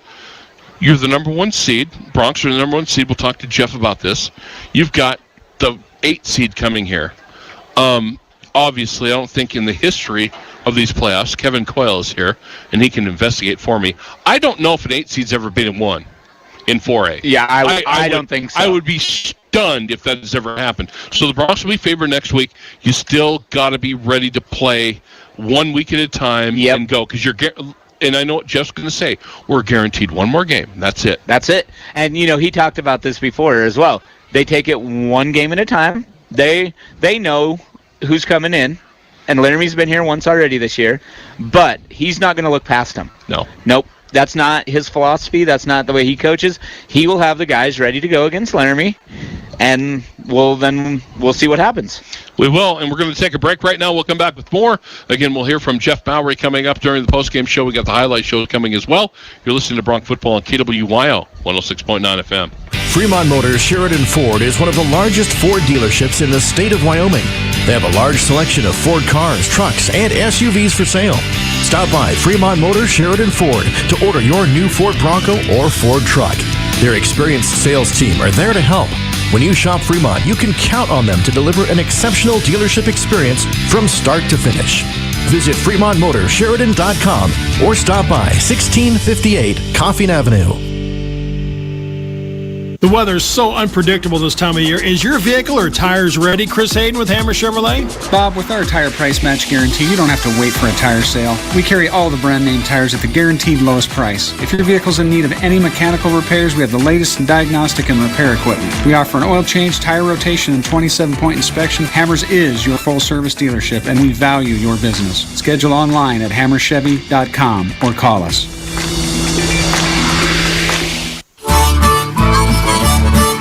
It's cold and getting colder, but Farmers Co-op is ready to help you stay warm this winter with premium wood pellets for your stove and deliver your propane to your place. Heating your barn or shop? They have kerosene and #1 diesel for your portable heaters as well. And don't forget the feed supplements for your livestock to get them through the winter. Come in from the cold with Farmers Co-op, owned by those they serve at 1450 Coffeen Avenue in Sheridan. The share it with a friend deal, even if that friend is yourself. Your McDonald's, your rules. There's a deal for every friendship at McDonald's. Right now, buy a Big Mac, 10-piece chicken McNuggets, or a quarter pounder with cheese, and get the second one for just $1. And pair them with one of our frozen drinks, like the new Fanta Blue Raspberry. Price and participation may vary. Valid for product of equal or lesser value. Cannot be combined.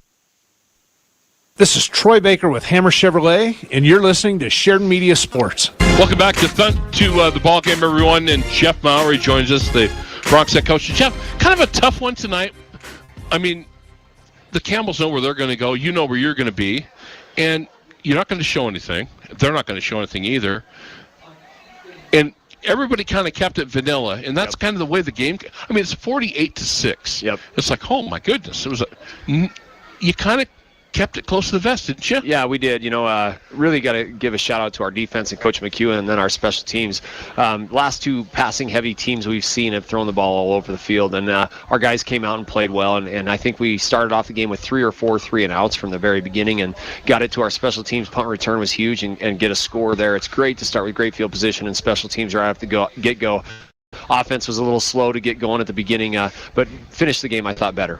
And you want to protect guys. Obviously, You did not feature Colson tonight at all. No, we got to get some other guys to step up and play. If they lock in on number 5, we know he can play, and so we've got to have some guys to offset him. And so we were working some other stuff, trying to get other guys the ball, and we've got to offset him. We know he can run the ball. And so, we didn't give him the ball 30 carries, and down the road we may need to, and he'll be ready to go. But we'd like to get a balanced attack would be great. And I don't want to be cavalier about this because it's a 9-week regular season. I know you're the same way.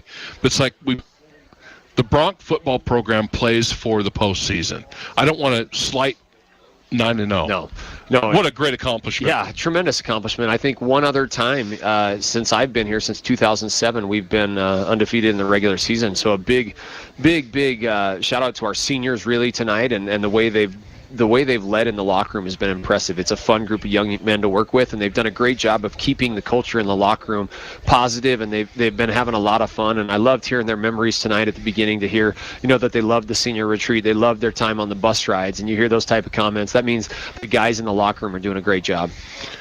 Kids like bus rides. Adults don't like bus rides, do they? No, those yellow buses. I've been on a few of the zingers, and no, we don't love them. No. Let's talk about next. Obviously, next week, who you're going to play and everything. I want to ask you one thing before we talk about next week. At halftime, you didn't see this. The Sheridan High School marching band came out.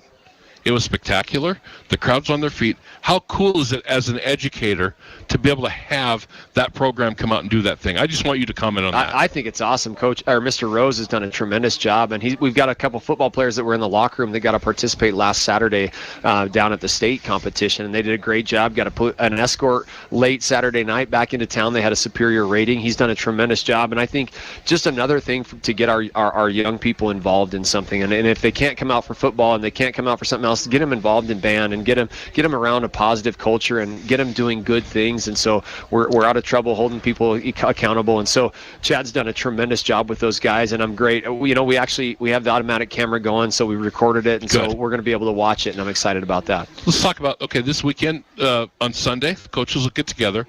It's going to be Laramie. Yep. And you beat them pretty good early. Yep. But again, the second season starts, and now it's.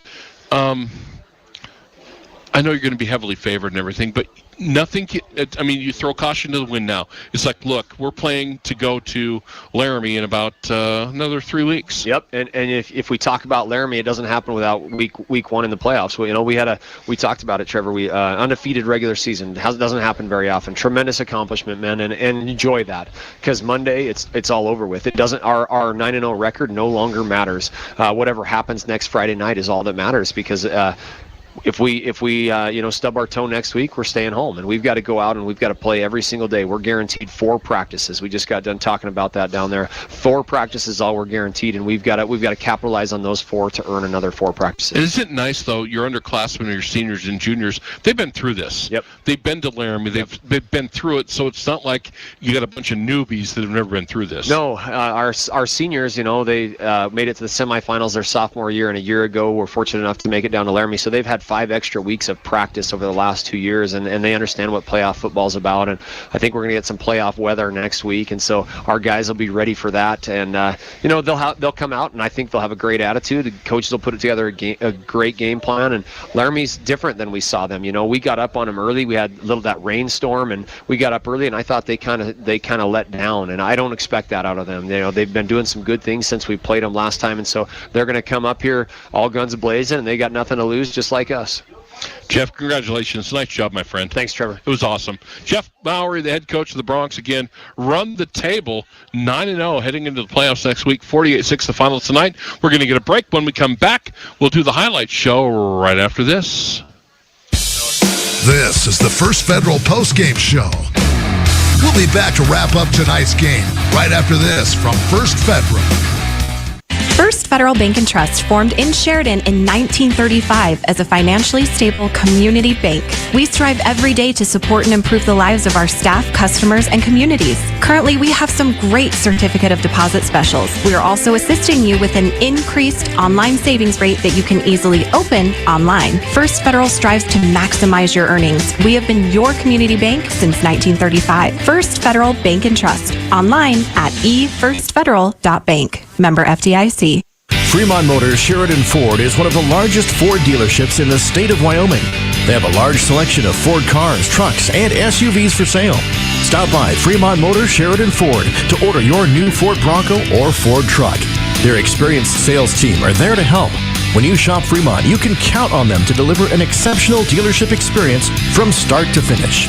Visit FremontMotorsSheridan.com or stop by 1658 Coffin Avenue.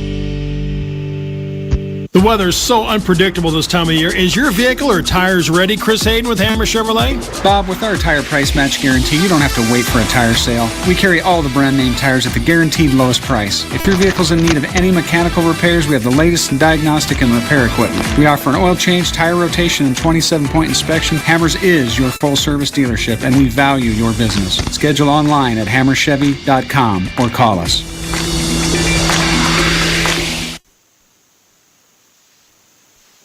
This is Dr. Dana Leroy with Leroy Family Dental, and you're listening to Sheridan Media Sports. And welcome back, everybody, as we get ready for the highlight show.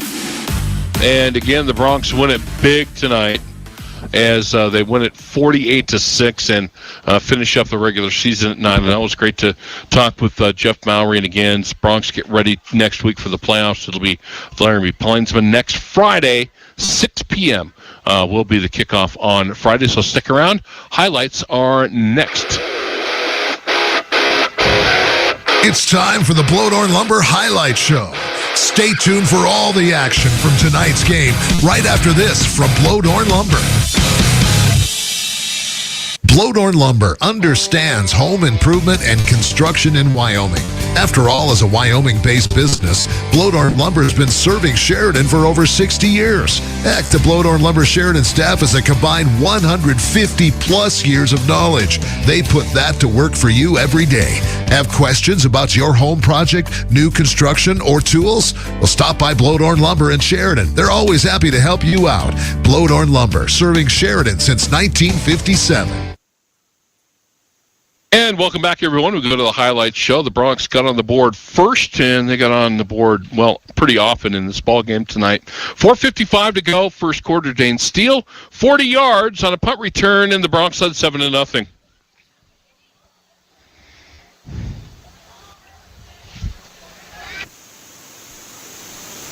talk. I cannot hear it.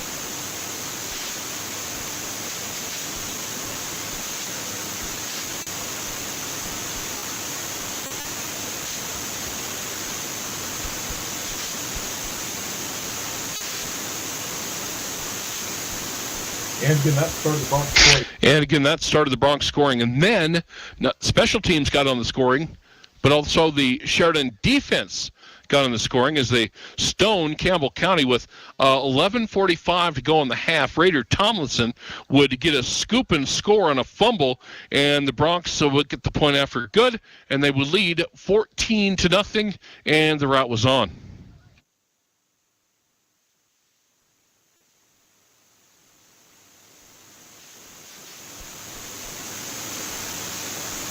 The Heat, Drew under pressure, duffs out of it, and bear down he goes. Ball's out. Bronx have it. Oh, they got a chance at a return, and they're in for the score. Raider Tomlinson picks up a fumble. Raider, how about you, dude? Lineman's dream right there. There it is. And Ryan Parker said it. That's a lineman's dream. Raider Tomlinson with a scoop and score, 14-0 Bronx. And then with 1:25 to go in the first half, the Bronx would make it 21-0. Colson Kuhn on a short touchdown run would get it done. Well, I'm just thinking number 5 probably is not going to play a whole lot tonight. And by the way, number 5 looks like going to line up on the backfield. And he will get the carry, and he will head toward the goal line. Going to be wrapped up, and Kuhn is going to be dropped near the goal line. Touchdown, Bronx. Touchdown. Colson Kuhn gets it in with 1:25 to go. So Colson gets the ball in, and the Bronx led 21-0. That was the halftime score. 9:58 to go, third quarter, and it was the quarterback Gilbertson with 44 yards, and the point after was good. The Bronx now it was a runaway, 28-0. They led it. Yeah. To give Gilbertson. You know, those guys don't get a whole lot of love, so that was still. I'm going to credit the offensive line with that still one. A damn good throw. It's going to be the quarterback keeping it up the gut, and the Bronx are in. And again, short run for Gilbertson. And again, short run for Gilbertson. Gilby gets in, makes it 28-0. And then it was Caden Steele on the next score with 4:39 to go in the third, and it made the Bronx a 35-0 lead. And semifinals, though. Semifinals is a big game. Yes. In 2 weeks. Yep. Gilby ready to go. Give it to Colson again, running right. Bounces it to the outside, 20, 15, 10, 5, and driven out of bounds. He's close to the end zone. Did he get in or not? Touchdown, Bronx! Colson Kuhn, he got it in. He stretched out. And again, that was not Caden Steele. It was Dane Steele. Sorry about that, Dane. And so we went to the fourth. Bronx lead 35-0. It was pretty much over from that point. And we would get another one. This was a long one as Taryn Crooms went long for a long touchdown run. And that put the Bronx up 41-0. To the Sheridan 39-yard line. They need to get to the Campbell County 40 for a first down. And Davidson will take the snap. Again, just a half a minute to go, third quarter. And, oh, my goodness, out the gate. Inside the 5, touchdown Bronx. Taryn Groom. Wow. Is going to go 61 yards. It's embarrassing about that run by Taryn Grooms. It was over so fast. That you have to apologize to Taryn because it was exciting, but it wasn't because it was a blowout city. And Gillette would score, Campbell County would score with 10 minutes to go in the game, and the final score of the ball game, that made it 41-6. The final score of the game, Darren Davidson, 8 yards out, PAT good. Final score, 48-6 Bronx. Punch one in. First and goal, let's stick one in. Yes. Custis in the backfield with Davidson. Darren going to run to the right. Gets to the edge, and he will be close, and he took it in for the score. Darren Davidson. That's awesome. That's great. 48. First touchdown of the season for Darren. 48-6, your final score, Bronx again. Next Friday night, we'll be back right here at Homer Scott Stadium to take on the Laramie Plainsmen in the first round of the playoffs. And we'll just, basically, as we talked and you heard from Jeff Mowry, the table is set, and now it's up to the Broncs and their coaches to see if we can continue to get it going. That's going to wrap it up, everybody, from Homer Scott Stadium. Ryan Parker, nice job, my friend. He did a great job the last couple of weeks, and we know we heard Ryan earlier in the season. James Timberlake, our producer, our audio producer tonight, and did a great job, and also our video producer is Steve Schreffler. They make it happen, my friends. Thank you for joining us. I'm Trevor Jackson, 1410 KWYO and 106.9.